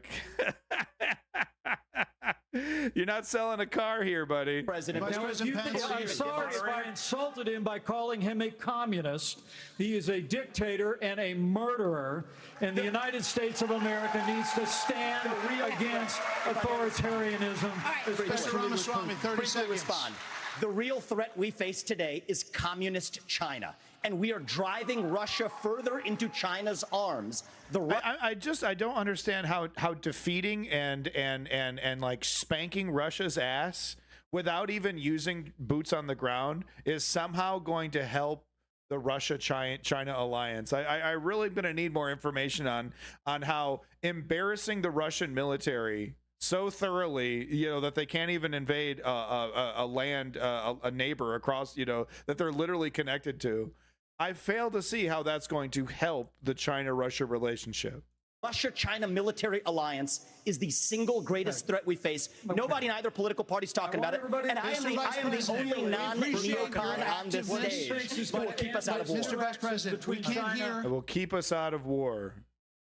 I mean, Mike Pence is right on this one. I mean, if we don't stop, if the lesson that Putin learns from this is that I just need to crank up the brutality, then the Western alliance is not going to have the balls to stop me. Well, I mean, what do you kind of lesson do you think he's gonna what direction do you think he's gonna go in after that conclusion? Thank you for that follow. Mr. Vice President, is to give Russia everything. Oh, I take that back. They've got. Mr. Vice President. Give them a promise that Ukraine will never be in NATO, and then somehow Mr. Vice President. China will not think about taking Taiwan. We achieve peace through strength. Mr. Vice and President. America needs to stand for freedom. Okay. That's a pretty loaded statement that I only half agree with. Here we go. I think we need to reestablish some ground rules here, When we folks. hear this bell. Shut the fuck up, Skip. So, Mr. Vice President, we appreciate your aggressiveness here. 30 seconds is 30 seconds. Mr. Ramaswamy, you were mentioned. You get 30 seconds. So the reality is that today. Yeah. Okay, this is interesting. Listen to the crowd now. They got a little taste of his youthful exuberance.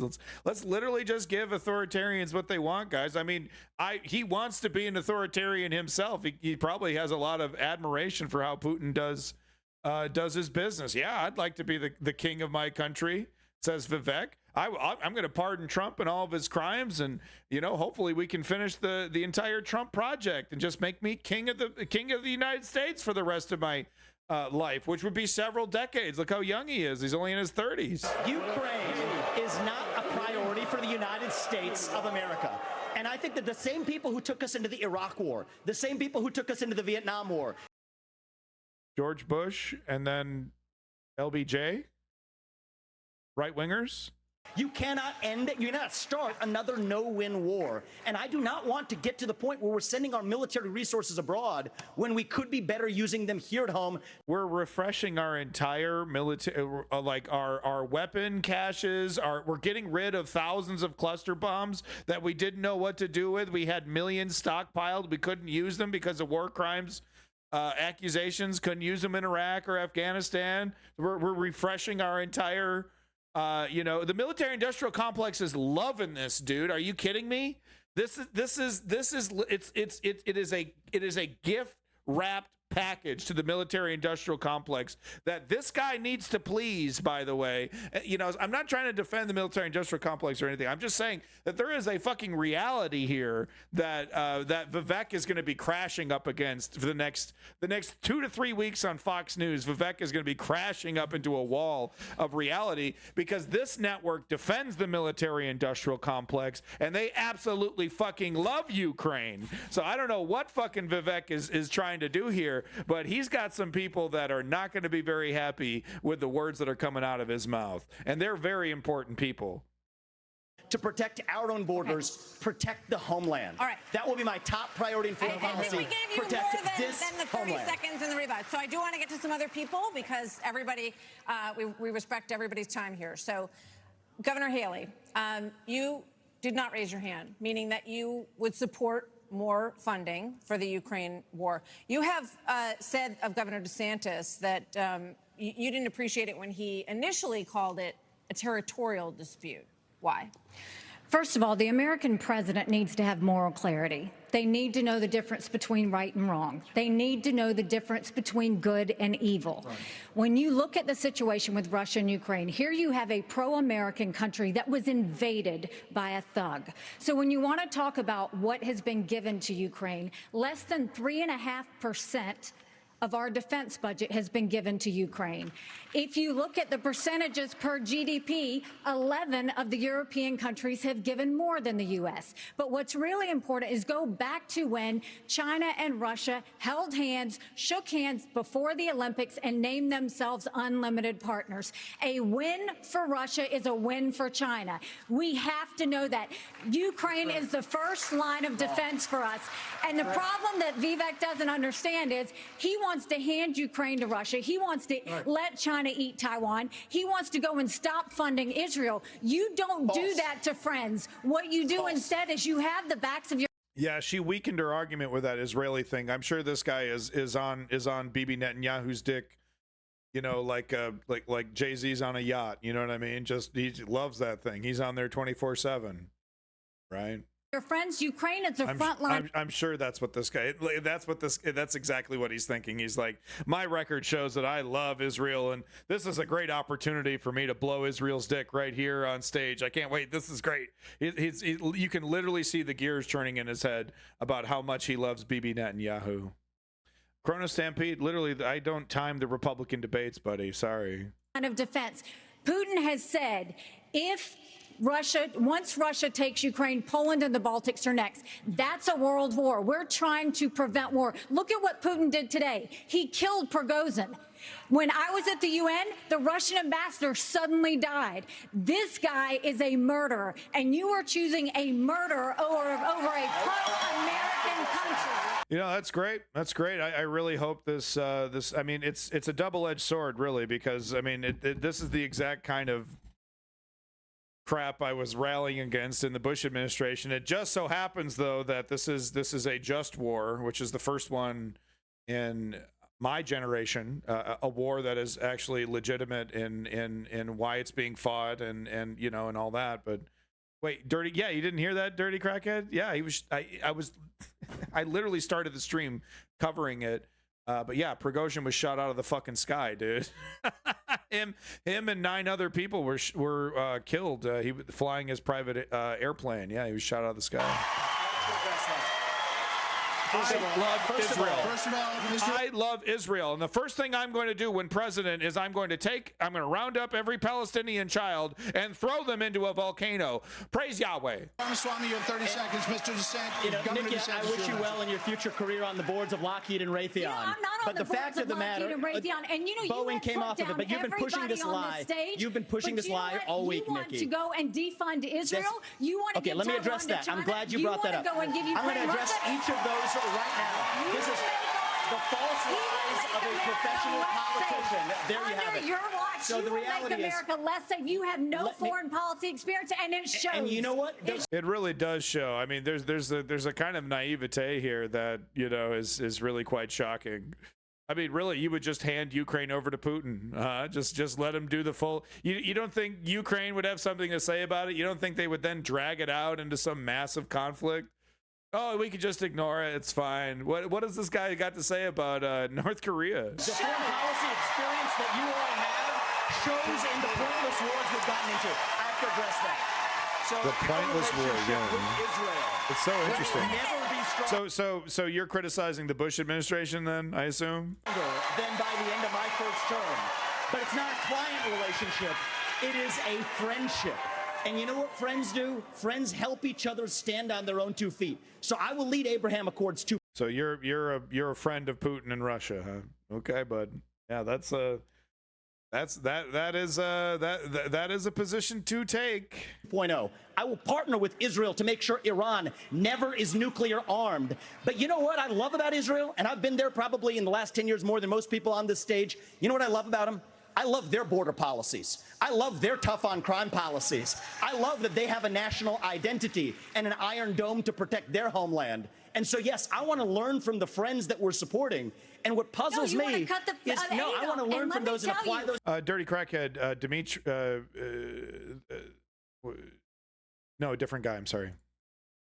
To protect our homeland, that Nikki. Israel That needs is the answer. America. America needs Israel. Okay, They Governor are the DeSantis, Governor DeSantis, you were mentioned in the territorial dispute. Not only No, it's not a territorial as dispute President either. of the United States, your first obligation is to defend our country and its people. And that means Wow, just total geopolitical ignorance. I mean, what do you think a direct attack against a NATO country would? How do you think that would affect America, buddy? You're sending and look, there have been statements by people close to. I don't think Putin has made the actual statement on Poland, but there is a lot of bellicose language about finishing a project and going into Poland and other places as well. We would probably see Moldova, and then, you know, who knows? I mean, it really. I mean, it's only. Once again, what lesson does Putin learn?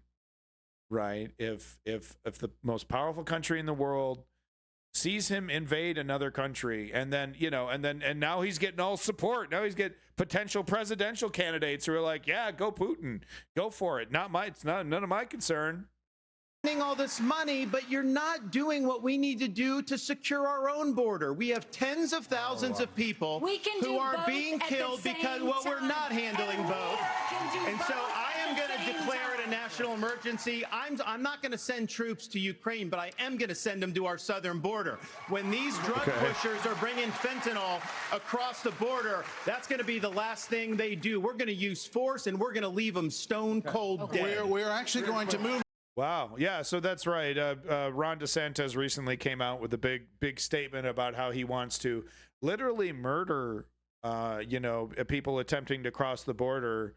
I guess just assuming that they're all carrying drugs and shooting them on sight. And I mean, he wants to set up a system where very zealous Border Patrol agents are basically encouraged to shoot on sight, and then if there's any problem, just sprinkle a little crack on them. Oh, I'm sorry, fentanyl. Sprinkle a little fentanyl on them, and there you go. There you go. Guilty. Oh, this immigrant mother carrying her children, across the border into America. Sprinkle a little fentanyl on her. There you go. Good to go. We're going to China. We're going to talk about China. Okay. Governor Burgum. China has the biggest Navy in the world, the biggest army in the world. Now they have warships off the coast of Alaska. They are threatening Taiwan. In coming years, China will have 1,500 nuclear warheads, it's believed. The U.S. just arrested 2 sailors accused of spying for China within our military. So the question is, how would you deter China as a president, Burgum? Well, this is the #1 issue we're facing. And of course, we haven't been talking about it, and we act like that letting Russia win in the Ukraine is like a gimme as opposed to a gift to China. Russia has become China's gas station. But how would we do it? The Biden administration is a complete fail. China imports 10 million barrels of oil a day, more than any other country in the world. They do not even have all the food they need to feed everybody in that country. So guys like this, they don't really attract people like Panda Man, but big time fascists like Vivek and DeSantis, they really get the attention of little micro fascists like Panda Man there. I wonder why. Panda Man, how come you don't like good old fashioned conservative stuff anymore, huh? How come you like a bleached white fascist to shout rhetoric at you instead? Why does that attract you more than just kind of, standard boring conservatism? They don't have energy security or food security, but the Biden administration sends Blinken, Yellen over there. They're over there. They don't even bring up energy because they're too busy trying to kill the U.S. energy here. And what we need to do is not meetings, not press releases, because something that would send a lot more than a press release is actually Harpoon missiles. We need anti-ship missiles on Taiwan. The way that you have a war never start, which is the goal, the way you have peace through strength is that you actually have strength. You actually have deterrence. And what we have in what we've got going on in Ukraine is an example of when deterrence fails. Panda Man, you proudly support fascist authoritarians. You are a fascist. What is an example there of Biden's disastrous withdrawal from Afghanistan, the fact that he greenlighted Putin moving into Ukraine, and then now they see weakness, and when they see weakness, they make a move. And we have to be strong, and we have to be strong both in Ukraine, and we can solve the southern border. Absolutely, we can do that, because guess what? There's only 19,855 authorized people for the Border Patrol, but they're not all staff because the Biden administration doesn't enforce law enforcement. But Biden administration wanted to put 87,000 people in the IRS. So, America's a dying empire, huh? Late stage capitalism. Yeah, okay. Seems to be trucking along here pretty well. I don't know if one of these right wingers get in charge though. That might be a harbinger of the end of America, right? So, yeah. Maybe these cynical lefties are right. Maybe this is the final stage of America, and these authoritarian fascists that are, right on the cusp of taking over. If Biden's lucky, he'll get another 4 years. If the Democrats are lucky, they'll get another 4 years. But it's only a matter of time. It's only a matter of time before one of these right-wing fascists get in charge, and then that's it. That's the end of democracy. Do you think any of these guys, with their big plans of gerrymandering and changing laws and weaponizing the Justice Department to benefit right-wingers, do you think they're really going to let an election get in the way of their project for permanent power? I highly doubt it. As opposed to giving the money in this sport we need to our own Border Patrol. Okay. Senator Scott on China, that same question. And I speak about China. 10, 15 years ago, that was a bog standard Republican answer right there. That was the default. Let's fire the 87,000 IRS agents and hire or double the number of Border Patrol agents. I just left Yuma, Arizona. The IRS mainly targets lower and middle class people. The IRS barely has enough resources to go after only a few millionaires a year. And you're literally saying just fire the entire department. Really? So just financial anarchy across the country. That's what we need, huh? No accountability whatsoever. The only thing stopping you is the ability is you're intelligent enough to know how to commit these crimes. You should just have no enforcement whatsoever. Fire everybody to save a couple millionaires. Like I said, a grand majority of people getting audited by the IRS are lower middle class people. Okay, yeah, sure. Give us a break. But it's just amazing how they'll burn it all down. They'll burn it all down to protect the rich and influential. Arizona about 2 weeks ago. The most pressing need of the American people from a national security standpoint is our southern border. It has led to the death of 70,000 Americans because of fentanyl. Right. So the source of all fentanyl is from Mexico. Is that true? Is there any numbers backing that up? Plus 6 million illegal crossings since President Biden has taken office. And how many were in Trump's 4 years, guys? How many were in Trump's 4 years? Come on. 200 people on our national security watch list have been caught at our border. How many have not been caught at our southern border? If we just spend $10 billion, we could finish the wall. For $5 billion more. They can climb walls. They can dig under walls. And like 30 to 40% of illegal immigration happens from people who get in the country from an airplane. Are you going to build a wall in the sky, Tim Scott? A wall is not going to fix immigration. It's literally not going to fix anything. It causes all kinds of environmental issues, incredibly expensive, because they use cheap contractors. Parts of the wall are already falling down. Hasn't even been up for 4 years. We just need more wall, huh? Okay. Hope you build it tall, buddy. We could have the military-grade technology to surveil our southern border to stop the flow of fentanyl and save 70,000 Americans a year. That should be the priority of this government. And as the next president of the United States, I will make that border wall complete. There are many more questions on China. I do want to. Yeah, you're going to have a conversation with the rich landowners that absolutely refuse to have a wall built on their fucking territory. That was a big problem that Trump ran into. Bunch of millionaires who were like, I love Trump, but he's not building a wall on my land. I want to say I couldn't agree more.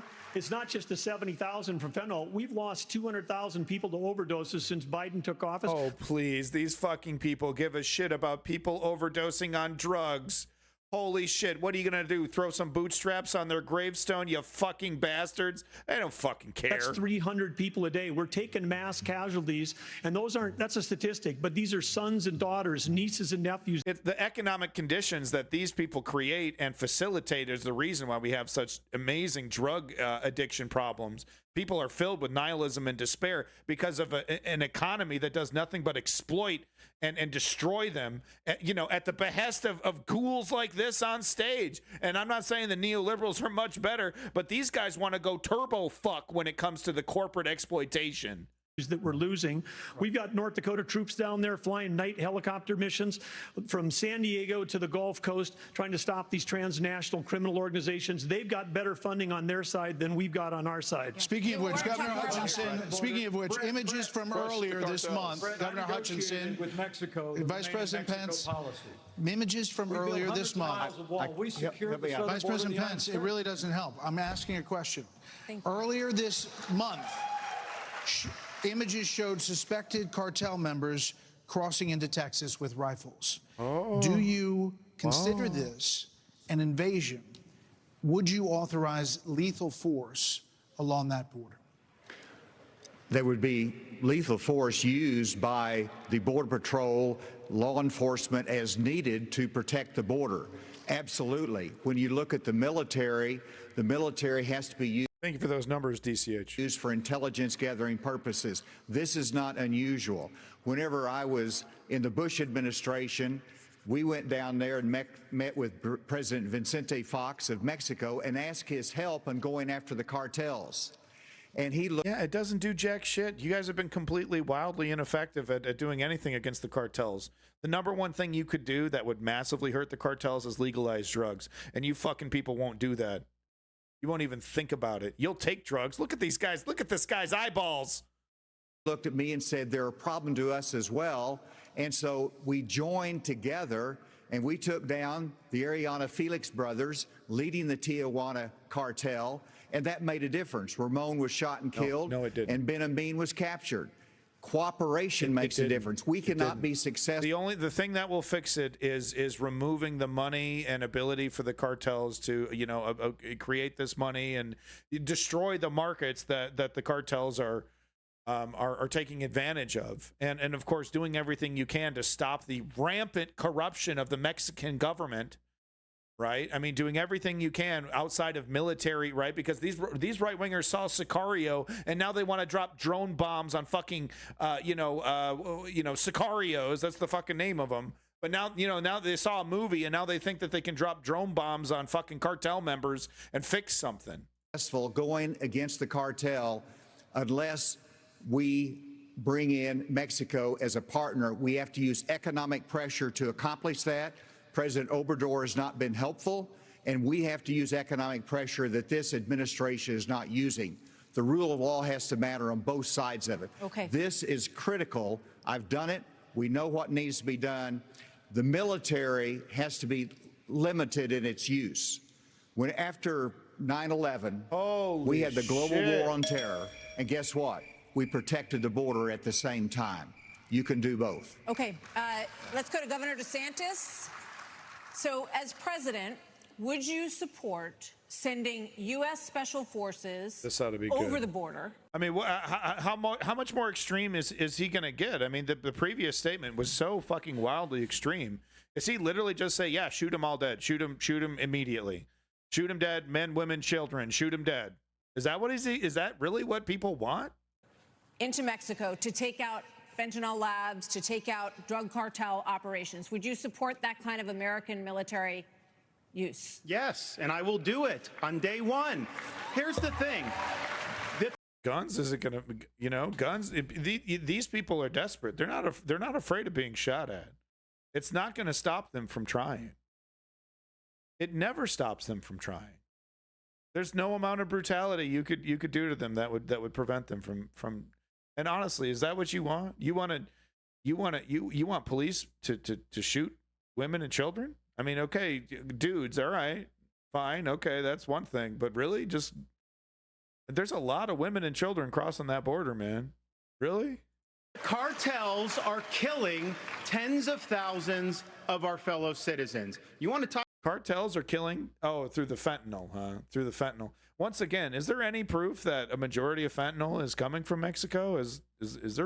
Are there numbers to back this up? Talk about a country in decline. You have the cartels controlling a lot of part of your southern border. We have to reestablish the rule of law, and we have to defend our people.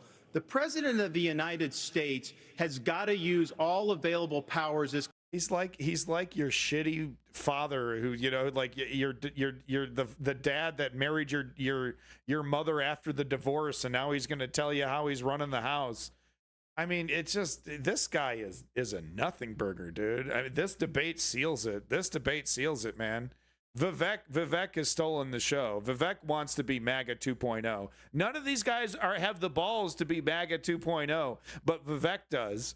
We'll see. He might have a real chance at this. I mean, MAGA is desperate for a successor to Trump, because who is MAGA? Who are you if you're a MAGA person without Trump when Trump eventually dies? It's over. The whole show is over. You need a successor. Even if Trump doesn't like him, you need a guy to jump onto after Trump, capsizes or dies, right? And for a little while it was supposed to be DeSantis, and obviously he's not. Vivek's over here. Please, it's me. I'm the one. Pick me. Commander-in-Chief to protect our country and to protect the people. So when they're coming across, yes, we're going to use lethal force. Yes, we reserve the right to operate. How many more tens of thousands are we going to let to die? I am sick. I've met Angel Mom. Women and children, huh? You gonna shoot them dead? Do you think women and children are bringing the fentanyl? Throughout this country. I met a lady in Texas named Tracy, and her son took one Percocet that was laced with fentanyl, immediately died. That is happening all across this country because of the poison that they are bringing in. So as president, would I use force? Would I treat them as foreign terrorist organizations? You're darn right I would. You darn right I would shoot innocent people on sight just for the crime of trying to have a better life. Murder, murder, murder. Gosh golly gee, you betcha. President Pence. I love killing. Vice President Pence, why would you be better at this issue than Governor DeSantis? Governor DeSantis on the campaign trail refers to your administration as not finishing the wall. Right. Look, we secured the southern border of the United States of America and reduced illegal immigration and asylum abuse by 90%. Didn't these guys also implement a child kidnapping program on the border? Oh, yeah. When Joe Biden took over, he threw open the southern border of the United States, and the wave of... No, he didn't. He actually kept most of the Trump policies in place. That's a major criticism progressives have of Biden and AOC, who has said nothing against Biden's, keeping Trump policies in place when it comes to immigration. Remember her crying at the child concentration camp that Trump built? Remember her shedding some tears? Oh, so sad. There's still kids that haven't been returned to their parents. Humanity, the wave of fentanyl that's been eloquent. How do you know, Panda Man? I've heard all the statements Ron DeSantis has made about his comments about how he wants to shoot people on sight, and he's never been asked if that also means women and children. He's made blanket statements about how he wants to shoot, that all the immigrants are bringing in the fentanyl, all of them, and they all got to get shot. Those are the statements that he's made so far. It's your assumption that he is being merciful towards women and children. I haven't heard that. I haven't heard him clarify that. Show me the clip of him clarifying. Well, I mean, I'm not going to shoot. I'm not going to tell people to shoot women and children, of course. Show me the clip of him saying that, because I actually haven't heard him say that. All I've heard him say is that murder, murder, murder, kill, kill, kill. That's the solution to the border. Described here is a wave of human tragedy. Oh my God, Sticks is 100% correct, by the way. The germination of the Trump immigration policy started with Obama, who famously, was extremely anti-immigration across this country. But Martha, you began this evening talking about who is best prepared to be the next president of the United States. And I have to tell you, with all humility, thank you, DCH. I was there when we negotiated through the government shutdown and got the funding available to build the wall. I was negotiating on Capitol Hill around the clock. I negotiated the Remain in Mexico policy on behalf of the President of the United States. And AC, you're so right. It's because we used Wasn't Mexico supposed to pay for that wall? Economic pressure to bring the Mexicans to the table, and they allowed us to have people wait in Mexico while they applied for asylum and ended asylum abuse overnight. We got the Mexicans to deploy their National Guard to their southern border and to our southern border as never before. And I want to promise you, as President of the United States of America, I just love it. Like the assumption that the solution to this problem is just more militarization, right? The solution to crime on the streets is more police. The solution to the issues on the border is just more police. There's no introspection at the motivations of these people. So I guess the people committing crimes in urban cities just love to commit crimes, and the people crossing the border just love poisoning Americans with fentanyl, and that's why they're doing it. There's just no analysis as to why people would be motivated to do this, and there's just no, of course, discussion about possible solutions that would fix inequality, that would increase education, that would help mental health issues, that would actually reduce crime. They don't want none of that. They just want to throw your ass in a private prison and thank you for the donation, right? That's what they want, man. They just want to throw you in a box, dude. And then that box is run by a private fucking contractor that's putting money in their pockets. It's so disgusting. And you don't think white, rural, Trump voting Americans are going to get caught up in this shit?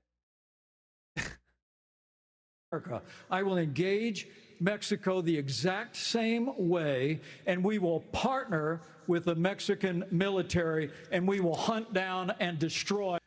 Panda Man, I know I timed you out, but I literally I showed the stats on crime, earlier when you weren't here. So the crime is higher in right-wing states. That's a fact. I know you want to deny it, but it's a fact. The cartels that are claiming lives in the United States of America. Okay, thank you. Another issue that is related to this is that almost 7 million migrants have crossed this border, our southern border, during the Biden administration. So, Governor Christie, what would you do about the 7 million who are here? How would you handle them? What would you do? Look, Martha, the first thing we need to do is to stop any more from coming. That's the first thing we need to do. Then the next thing we need to do with the folks that are here is to, again, as we've talked about all night tonight, we have to have law and order in this country. We have to enforce the law. And what that means is to make sure that people who come here illegally are not rewarded for being here illegally. I wonder what every single fucking farmer across America thinks about it. Also, I'm kind of curious what the restaurant industry has to say about that stance, Chris Christie. Yeah. Is that what we should do? Yeah, have some kind of voucher program like what they did in Florida, right? Have their entire agricultural industry mega impacted, mega lose money, and mega lose people in the field picking the produce, right? Yeah, go ahead and implement those policies nationwide, Chris Christie. I would love to see America without, one day in America without the immigrant. I really would. I think that would be really, really great for the economy. It's not like the American economy is heavily, heavily dependent on cheap, easy, hardworking Mexican laborers to literally feed the entire country. It's not like that's the setup that right-wing farmers currently enjoy. No. We have so many wonderful people from around the world who are waiting in line, following the law to try to come here and pursue the American dream. And those people are waiting and waiting and waiting because we haven't dealt with the problem of the folks who are here. We have to have them detained. We have to make sure that they are not rewarded for having broken the law. And one last thing on this fentanyl issue. With China, we can't take our eye off of that ball. Right. Yes, it's important that we secure the border. Very important, as I just said. But China is sending these chemicals. I'm sorry. Do right-wingers, do the $40,000 a year right-winger working at Walmart in the middle of fucking Oklahoma give a flying fuck about China? Is that something they're bringing up every time that they're trying to pay their fucking bills and put food on the table? Oh, that China getting in the way. I mean, honestly. To these drug cartels for them to create the fentanyl that is killing hundreds of thousands of our citizens. The Chinese are engaging in an act of war against us, killing our citizens. We better make that priority one in our conversation. Yeah, so we have to mitigate illegal immigration. Okay. Tell that to the farming industry, Grits. With China and to try to straighten that relationship out, because if we don't, we're going to lose more and more of our citizens. I just want to clarify, would you send those people back? Of course. You'd have to. We have a lot of issues that Americans care about. Next up, we're going to talk about the crisis. Right. Okay. Cool. Oh, boy. We get more Vivek, guys. When is this over? God. The nation's report. I think this is the last segment. Card was the weakest ever for American school children, exposing chronic absenteeism, deep declines for reading and math for 15-year-olds and 13-year-olds. Here we go, guys. Governor DeSantis, you would eliminate, you said, the Department of Education.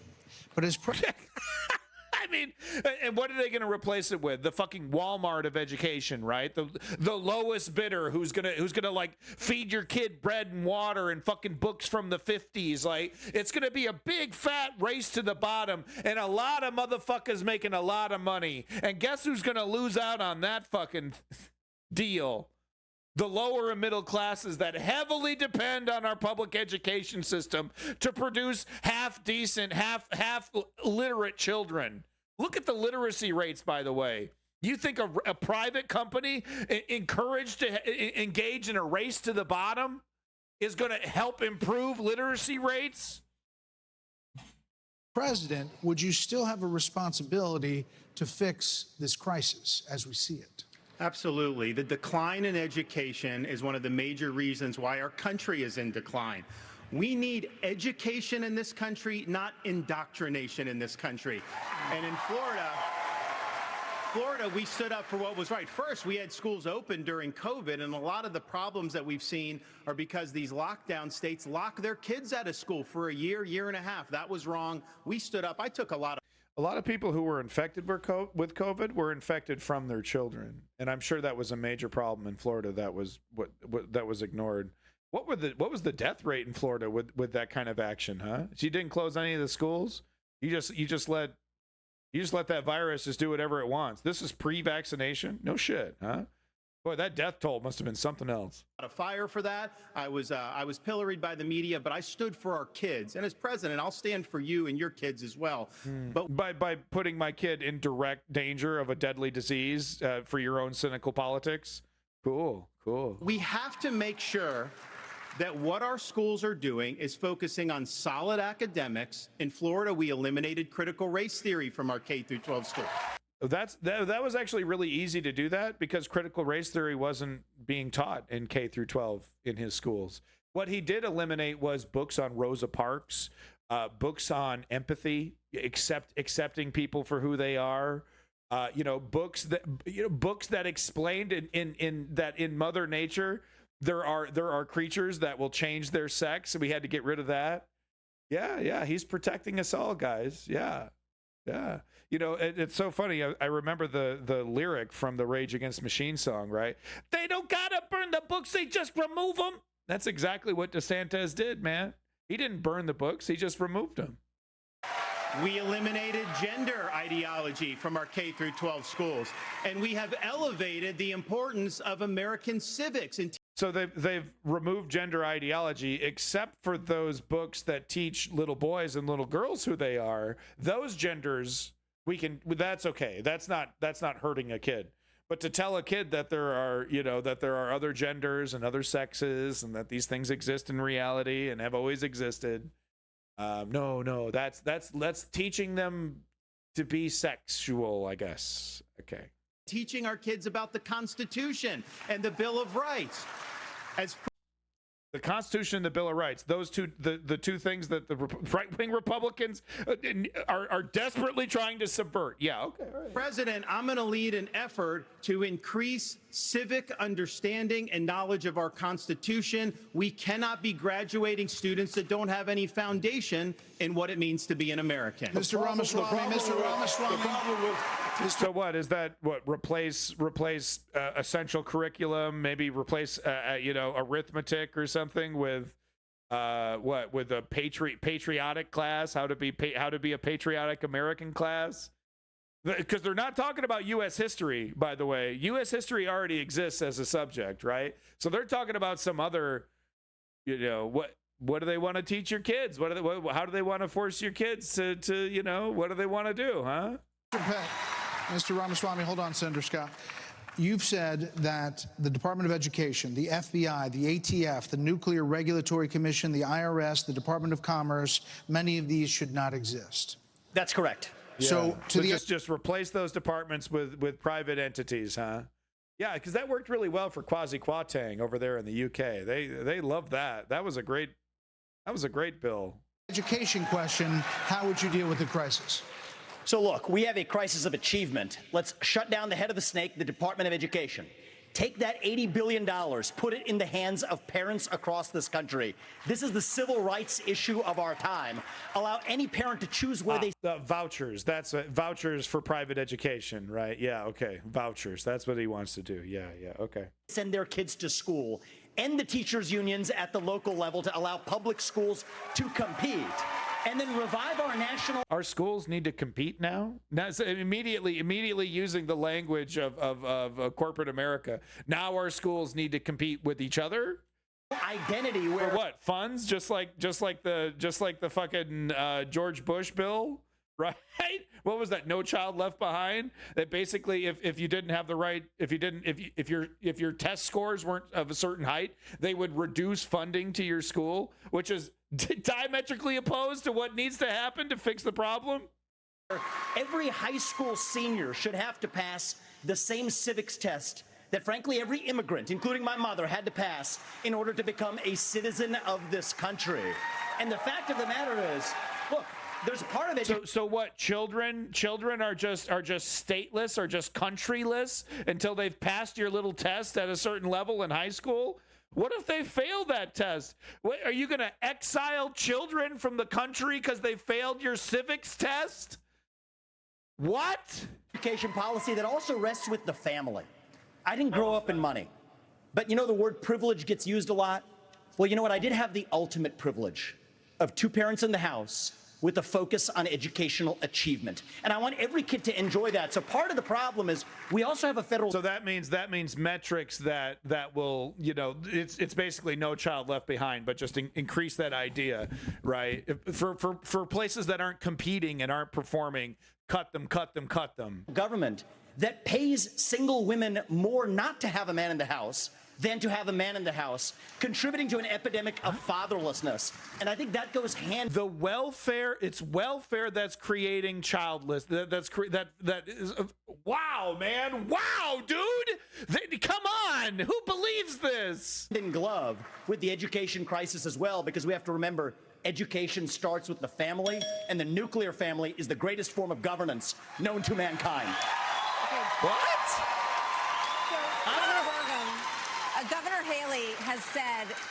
Governor Haley has said that biological boys playing in girls' sports is the women's issue of our time. You said that even though you signed a ban on this in North Dakota, that there hadn't been one instance where it was actually needed. Are you saying that you think that too much is made of this issue? No, I'm saying in North Dakota, we made a priority of protecting women's sports, and we've done that in our state. But I would absolutely do that. But I do think when we start talking about education and we think that we're going to have a federal government one-size-fits-all, we're just completely losing track of the fact that education differs by states. Some school districts are doing a fantastic job, some less so. But the idea that every school district in the state and every teacher is somehow indoctrinating people is just false. You know, when I was building a company from scratch, you know, with small town kids, and we went, you know, grew up in a town of 300, but we built a global company in 132 countries with over 100,000 customers. We listened to those customers. We spent time with them. We talked to them. We did that. And as governor, well, education is one of the biggest part of a state budget. So as a governor, I shadow a student. The night before, I find out the students. Oh, the fuck you do. The fuck you do. What, did he do this once? Did he do this once? Come on, man. Who is this for? Who's the goddamn, brain replacement patient that's fucking eating this shit up? The student finds out, I'm going to go to every class with them. Lobotomies I don't sit and guy lecture over school here. districts how to do it. I go and see the experience. And there's a lot of things that have to change. But what needs to change in education is it's innovation. We're doing it the same way we did it 50 years ago with innovation, not regulation. I would get rid of the Department of Education. I would give block grants to schools, but I'd give them on merit based on who's doing the most innovative. I just got done holding the 7th annual Governor's Conference on Innovation Education. What are you fucking talking about? You're talking about teaching kids the motherfucking, U.S. history and arithmetic and innovation. What are you going to do? Put a fucking iPad, make their desk a fucking Microsoft Surface? What are you going to do? Innovation. Teachers know how to teach, man. But the problem is you're getting in the way. You're like, oh, how can we turn this into a profit-seeking industry? You think a profit motive is what a teacher needs to help innovate on teaching? Really? The people are doing when you cut loose the red tape, get the burden off their back. They care. Teachers in this country, the vast majority of them care about those kids. They're working in low-paying jobs, and they're fighting for those kids and their families. Governor Haley, you said that this is the women's issue of our time. Okay, DCH. If he did it more than once, I'll get off his nuts. First, I'll tell you, as a parent, the one thing you want is for your child to have a better life than you did. And we can talk about all of these things, and there's a lot of crazy woke things happening in schools, but we've got to get these kids reading. If a child can't read by 3rd grade, they're 4 times less likely to graduate high school. So we need to make sure we bring in reading remediation all over this country. We need transparency in the classroom because parents should never have to wonder what's being said or taught to their children in the classroom. Parents. It was never not a mystery. Children are allowed to bring home their books, and they're allowed to discuss their lessons with parents, and there's the parent-teacher meetings and conferences. Parents have never not known what their children are being taught. It's just outrageous lies. It's just total lies and fear-mongering. Need to be deciding which schools their kids go to because they know best. And let's put vocational classes back into the high schools. Let's teach our kids to build things again. When we do that and we allow that innovation, that's when it'll get back. And yes, I will always say I'm going to fight for girls all day long because strong girls become strong women become strong leaders, and biological boys don't belong in the locker rooms of any of our girls. Another point on education. We're going to start the lightning round, and the first question is going to go to you, Vice President. So this is a lightning round of questions, 30-second answers, please. President Biden will be 82 years old on Inauguration Day. Nearly 70% of Americans say that he is too old to serve. Should presidents have to pass a mental and physical test in order to serve? Vice President Pence. So the young ones are going to say yes. The older ones are going to waffle on this one. Well, it might be a good idea to have everybody in Washington, D.C. pass a mental and... But 30 seconds, no. The American people can make those judgments. But let me say, I'm Gee, I wonder why he would say that. Running for president of the United States because we don't need a president who's too old. And we don't need a president who's too young. We need a president who's been there. We need a president who knows how Congress works. The crowd likes Vivek. The crowd is a big Vivek fan. Interesting. How the White House works, how states worked. And on this education issue, Martha, I was fighting against No Child Left Behind when Republicans were doubling the Department of Education. I'll also shut down the federal Department of Education. And when I was governor... So, wow, they just shut the whole federal Department of Education down. I mean, do it. Do it, right-wingers. Fucking do it. Fucking do it. Go ahead.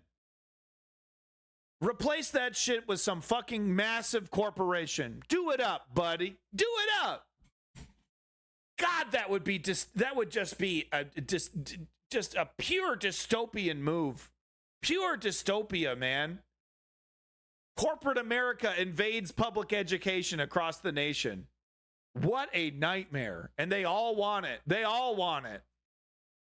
Destroy the entire Department of Education. Why? Why? Because they taught kids that, sometimes, two guys get together. Sometimes you have two daddies. You're going to destroy the entire Department of Education because some kids know that gay people exist? We doubled the size of the largest school choice program in America, and we'll give school choice to every family in America when I'm in the White House. This is a lightning round, Mr. Ramaswamy. I think you were mentioned there. You're 38. You're the youngest on the stage. You've said, and you just said, you want a civics test or public service for those under 25 to be able to vote. So the question is, do you want a mental acuity test for presidents over 75? I believe in the people of this country to tell the difference between somebody who's an automaton and somebody who's actually a thinking agent in the White House, which we don't have in there today. And I will tell you, I want to address Vice President Pence's comment. I think we do need somebody of a different generation to lead this nation forward. Look at the way I've run this campaign. Go into the south side of Chicago, to Kensington, in the middle of Philadelphia, where traditional Republican candidates don't go. We have an opportunity to build a multi-ethnic working class majority to deliver a land. Multi-ethnic? You're talking to Republicans, buddy. Landslide, and I think I'm the only candidate in this race, young or old, black or white, to bring all of those voters along to deliver a Reagan 1980 revolution. We're going to do it in 2024. Same question. Yeah, because when I think of Reagan, I think multi-ethnic. In a presidential election until 2020. I will answer that. I will answer that. 30 seconds. 30-second quick answer. You guys need to get control of this debate. Everybody's going to get a chance. Listen, we're getting control of the debate. This is a lightning round, not rolling thunder. Governor Hutchinson, you have 30 seconds on the same question. On education, first of all, look at Arkansas. We have to compete with China. I built computer science education. Guys, I have a feeling Arkansas's education is really, really low. Am I crazy? Could someone please look that up for me? But I got a feeling the education, comparatively to other states in Arkansas, is low. Am I wrong there? Led the nation in computer science education, going from 1,100 students to 23,000 students taking it. This is how you compete with China. That seems like a wildly specific thing, that's ignoring... That's ignoring the totality, right? This one little thing. So 37th in the U.S., huh? Yeah, okay, bud. Why don't you sit the fuck down? As president of the United States, I will make sure we go from 51% of our schools offering computer science to every school in rural areas and urban areas offering. How about bringing your state up to the 30th in the U.S. in education, huh? You're at 37. Yikes, dude. Computer science for the benefit of our kids, and we can compete with China in terms of technology. So now U.S. schools have to compete with China? That's the dynamic they want to set up? That's what he's saying is happening right now. Not even close to what's happening right now. But I mean, What? This is going to go to this is coming to you. We're trying to do a quick round of different topics here. So, Senator Scott, faith is on decline in this country. You talked about it a little bit before tonight. Yeah. So, is there? Look at the people pushing faith. You fucking ghouls. Your teeth are so white. I mean, you all look like the harbingers of Satan, right? And look at the crowd. Look at the crowd as well. I mean, come on. Is there a role for a president of the United States in changing that? What would you do to change that? Well, our nation was founded upon the Judeo-Christian values that has made this the greatest nation on God's green Separation, earth. church and state. I'm a big believer in Ephesians 3:20 that God is able to do exceedingly abundantly above all that we ask or imagine. Our Boy, he's got that really well memorized. So separation of church and state, right? responsibility should be to model the behavior we want others to follow. On education, the only way we change education in this nation is to break the backs of the teachers' unions. Yeah, the all-powerful teachers unions, the multi-billion-dollar teacher union organizations, guys. Let's break the backs of teachers and their pathetic attempt to unionize, and try to form some kind of bulwark against this theocratic authoritarianism, guys. Let's break the back of teachers. That's a winning message on the right wing.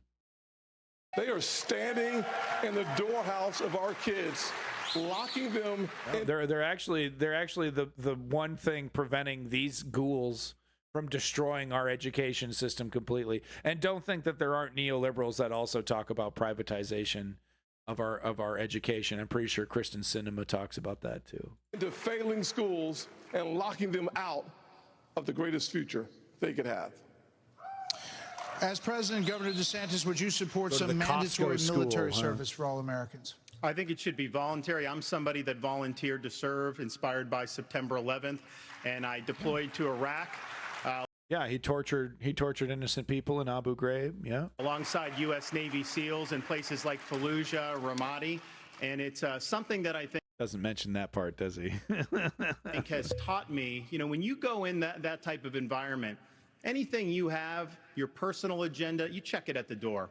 You go there, and it's about focusing on the mission above all else. And guys come together, and they get it done. And that's how I would view being the President of the United States. It's not about me. It's not about all these other side issues. My sole focus will be on your future and reversing this country's decline. Okay, now for something a little out of this world. As a person on the left, I really don't feel like Ron DeSantis is concerned about my future. And this is for you, Governor Christie. Do you believe that the recent spike in UFO encounters... I get the UFO question? Yeah, you do. Come on, man. No, but okay, we've been hearing a lot of testimony in Congress, and people are taking this a lot more seriously. And we're hearing that, there are things going on that people aren't aware of. So, if you were president, Governor Christie, would you level with the American people about what the government knows about these possible encounters? Martha, and especially coming from a woman from New Jersey, I think it's horrible. Just because I'm from New Jersey, you asked me about unidentified flying objects and Martians. We're different, but we're not that different. Look, of course, the job of the President of the United States is to level with the American people about everything. The job of the President of the United States is to stand for truth. The job of the President of the United States is to be a role model for our children and our grandchildren. And so whether it was UFOs or this problem of education, and Tim's right, by the way, and I started this in 2010 by going right after the teachers' unions in New Jersey and drove them down to an all-time low popularity rating because they were putting themselves before our kids. That is the biggest threat to our country, not UFOs. Okay. Well, coming up, we've got... Wow, they're really hell-bent. Privatize our education system. That is a nightmare. That is an absolute nightmare. Closing arguments, plus, right after the debate, Hannity... For the 20 in trouble. Republican presidential debate on September 27th. Here we go. This is the final part, guys. Thank God. It looks pretty nice there. Shut the fuck up. In his pitch to get to the Oval Office, President Reagan called America the shining city on a hill. My God, the modern Republican Party would kick Reagan out on his liberal ass. Are you fucking with me? The fucking neoliberal Democrats pay more homage to the fucking Reagan administration than these modern right-wingers. Holy shit, they're still trying to claim to be the party of Reagan? That guy would be considered a rhino. Ann Coulter would have written 2 books about how he's a fucking liberal. Are we kidding ourselves that Ronald Reagan would be accepted in the modern Republican Party?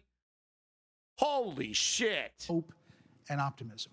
So in your closing statement tonight, please tell American voters why you are the person who can inspire this nation to a better day. These are 45 seconds, and we begin with Governor Burgum. I understand why America's hurting. Biden's inflation is choking us. I grew up in a small town. Biden's inflation? Yeah, well, like Biden he's got the inflation lever, and he's like, I want to fuck my presidency up. Fucking let's go, baby. Cranking that inflation up to maximum.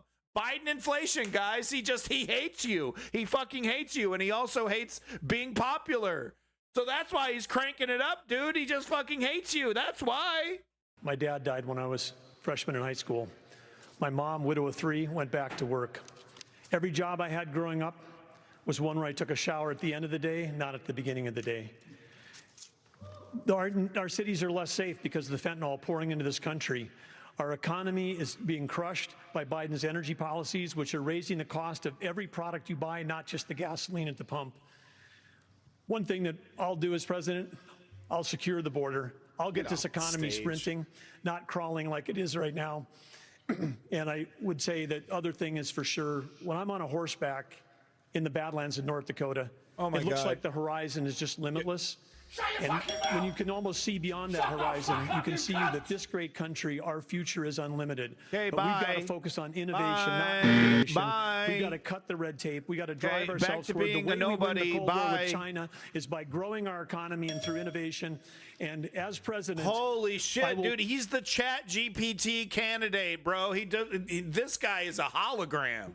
Bring out the best of America. I will improve every American life. Well, we hope you're back on your horse soon.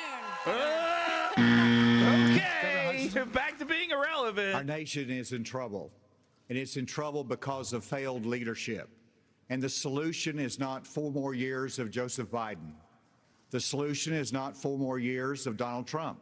I will personally eat your children. I mean, I'm going to do something about fentanyl. I'm not a lizard. The solution is new leadership that can bring bold ideas to America and to bring out the best of America. A president's #1 responsibility is to bring out the best of our people. That's what Ronald Reagan did. And he did it with optimism and hope for our country, with consistent conservatism. That's exactly what I bring. As president, I'll bring out the best. Reagan brought a new era of incredibly negative and toxic American politics. He was the fucking inventor of a bunch of toxic things that we're still dealing with today. Of America. That's his in legacy. Terms of individual responsibility, building our economy, in terms of securing our border, enforcing the rule of law. I'll bring out the best of America in terms of our national character, our faith, and our hope for the future. Join in. Back to your aquarium with a little heater on top, and they put some mealworms in there every day to keep you happy. Okay, can you fucking get off the stage, please? In this fight, asa2024.com. Thank you. Senator Scott. Thank you. Asa? I was a disillusioned young man growing up in a single-parent household mired in poverty. I wondered if the American dream was real for a kid like me. I can stand before you today and say the dream is alive, it is well, and it is healthy. I have the good fortune of a mom who works 16-hour days, making sure we have food on our tables. She taught me that if you're able-bodied in America, you work. If you take out a loan, she worked 16-hour days? That sounds like extreme, brutal exploitation. Not something to brag about. You pay it back. If you commit a violent crime, you go to jail. And if God made you a man, you play sports against men. I'm Tim Scott. I'm asking you for your vote. And if you're in Iowa, I'm asking you to caucus for me. You can go to votetimscott.com for more information or to make a contribution. Governor Christie. Thank you, Brett. Thank you, Martha. Look, everybody on this stage wants to be the next president of the United States. And the only way that's going to happen is if we beat Joe Biden. I'm the only one on this stage who's ever beaten a Democratic incumbent in an election. I did it in a deep blue state, being outspent 3-1. Beating a Democratic incumbent is not easy. Didn't his administration crash and burn in the most embarrassing of ways? Didn't this guy completely fucking fall over himself, failing? Easy. The last Democratic on his way out incumbent president who was defeated was Jimmy Carter. And he was defeated by a conservative governor from a blue state who knew how to get results, who stood for the truth, who cared about accountability, and stood strong and hard against waste. Those are the very things that I did in my 8 years as governor of New Jersey, and it's exactly what I'll do as president of the United States. Believe me, the Democrats want some other nominee who's never beaten a Democratic incumbent. I'm the one who can win this race, and if you give me the chance, I will restore our country by winning it. Thank you. Governor Haley. Several weeks ago, I dropped my husband, Michael, a combat veteran from Afghanistan, off at 4 a.m. for another year-long deployment. I watched him and 230 soldiers pick up their 2 duffel bags of belongings to go to a country they had never been, all in the name of protecting America. If they are willing to protect us from there, we should be willing to fight for America here. I will beat Joe Biden, and he knows that. I will strengthen our economy, and we'll bring this inflation down. We will put transparency in the classroom. We will secure our borders. We will have the backs of our law enforcement. There's always been transparency in the classroom, guys. And we will make sure we have a strong national security. And once again, we will make sure we have an America that is strong and proud. We have a country to save. Join us. Go to Nikki Haley. I remember that, Clutch Cargo. Yeah, thank you for bringing that up. I remember that when Chris Christie shut the bridge down. .com, and let's get it done. Vice President Pence. Thank you, Brad and Martha, for this evening. It's an honor to be here. Joe Biden has weakened America at home and abroad. The disastrous withdrawal from Afghanistan, their war on energy, runaway spending that launched the worst inflation in 40 years, a crisis at our southern border, an assault on our values and liberties, and the American people have had enough. Yeah, wait, what was that administration that directly assaulted our liberties, right? Like our actual democracy? What was that? Oh, I can't quite remember. There was some Republican administration. There's like 2 guys who were in charge for like 4 years. It'll come to me. But I know we can bring it back. But different times call for different leadership. Yeah. The Republican Party owes the American people the choice. Different leadership, like some guy from the previous administration. Yeah, okay. Proven leadership at the national level that knows how to move a conservative agenda forward. We proved in the Trump-Pence years you can turn this country around faster than you can imagine. And I have faith we will again. Because I have faith in the American people. That administration turned nothing around. Like they keep talking about the economy was so great. Economy was so great. For who? For who, dude? The good, decent, hardworking, faith-filled, idealistic people of this country. And I have faith that God is not done with America yet. And if we will renew our faith. Mercy, God, can we please be done, please? In one another and renew our faith in Him who has ever guided this nation since we arrived on these wilderness shores. We get it. I know the best days. You cut a penis-sized hole in your Bible. We get it. Thank you. We get it. I was born in 1985, and I grew up into a generation where we were taught to celebrate our diversity and our differences so much. Homie talking about ethnic diversity to the Republican fucking Party. I mean, he's got some lessons to learn, man. No, you gotta be, okay, I can't say the word because it'll be called out as a racist, but you gotta be very friendly to racist white people is what I was gonna say. that we forgot all of the ways we are really just the same as Americans, bound by a common set of ideals that set this nation into motion in 1776. And this is our moment to revive those common ideals. God is real. There are two genders. Fossil fuels are a requirement for human prosperity. Reverse racism is racism. An open border is not a border. Parents determine the education of their children. The nuclear family is the greatest form of governance known to man. Capitalism lifts us up from poverty. There are 3 branches of government, not 4. And the U.S. Constitution, it is the strongest guarantor of freedom in human history.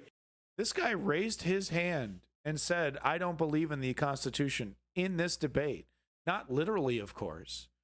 But he doesn't think criminals who attack the Constitution should be arrested. He thinks that they should be forgiven. This guy's talking about the Constitution. He wants to shred the Constitution. What he's talking about is so anti-constitutional. You know, a real constitutional scholar could spend hours talking about his comments and how anti-constitutional they are. And he's talking about the Constitution like he wants to defend it. That is what won us the American Revolution. That is what will win us the revolution of 2024. Thanks for letting me introduce myself tonight. Thank you. Governor DeSantis.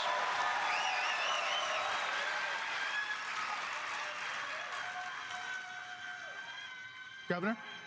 This is our time for choosing. We will send Joe Biden back to his basement, and we will reverse the decline of this country. I'm a blue-collar kid. I work minimum wage jobs to be able to make ends meet. I understand the importance of the American dream, and I know how that slipped away from so many millions of Americans. We'll restore it. I'm a FDR was a fucking American hero, Gambler. Veteran who served in Iraq. I know what it means to put service above self. I'm also a dad and a husband to 6'5" and 3-year-old. I understand the importance of protecting parents' rights and the well-being. But yeah, Japanese internment was not good. I agree. Of our children in Florida, we showed it could be done. I made promises and I delivered on all of those promises. 2024 is make or break. We're not getting a mulligan, no excuses. I will get the job done, and as your president, I will not let you down. God bless you all. Oof, that delivery, dog. Oof. He's got an earpiece? That was bad. One more time on that conclusion. That was rough. Mulligan, no excuses. I will get the job done, and as your president, I will not let you down. God bless you all. God bless you all. Well, we want to say thank you. Thank you to all the candidates on the stage tonight. Thank God it's over with. It's over. But it's over now. Oh my God. I thought this was tomorrow. I was not mentally ready for this, dude. I was not mentally prepared for this amount of cancer. Look, folks. Who won? That's a good question. Who in the chat? Who do you guys think won? Damn. I'm gonna give it to Vivek. Yeah, the lizard man. Yeah, lizard man definitely took home the gold there. No, I'm gonna give it to Vivek. But they all lost because that entire crowd is still voting Trump. You know, maybe not that specific crowd, but I don't think the Republicans minds, the general Republican voting audience. I don't think their minds have been changed. I don't think anyone's mind has been changed on Trump. I think Trump is still going to leave with, with the popular support. True Gambler, I agree.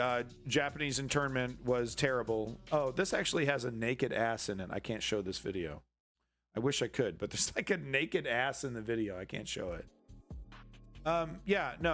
Japanese internment was terrible. Am I going to put FDR into, am I going to say he was a tyrant because of Japanese internment? Well, not exactly. Not exactly. I asked a question to the chat. Could anyone please answer in the chat, please? Could someone please answer in the chat? Instead of talking about a fucking completely unrelated fucking topic? Could we stay on topic? We just got done watching the Republican debates. Now we want to have a debate on FDR? Fine, fuck it. Bye. Talk to you later. Thank you for showing up. This is the News Underground. I'm Abandoned Nihilism. Every motherfucker in this chat, except for the people pissing me off, are awesome. Bye. I'm leaving. Fucking hate this shit. FDR was a dictator. You are a piece of shit. You are a fucking piece of shit. FDR was a dictator. You know, I was going to keep you along so that we could play the fucking game next time. But you know what? I am done with you, dude. FDR dictator, huh? Fuck you. FDR is a fucking American hero who saved America from the fucking Nazis and brought this country out of the Great fucking Depression. Fuck fascists for life. I hope this whole fucking party crashes and burns. Fuck off. Have a good night. God, I'm pissed.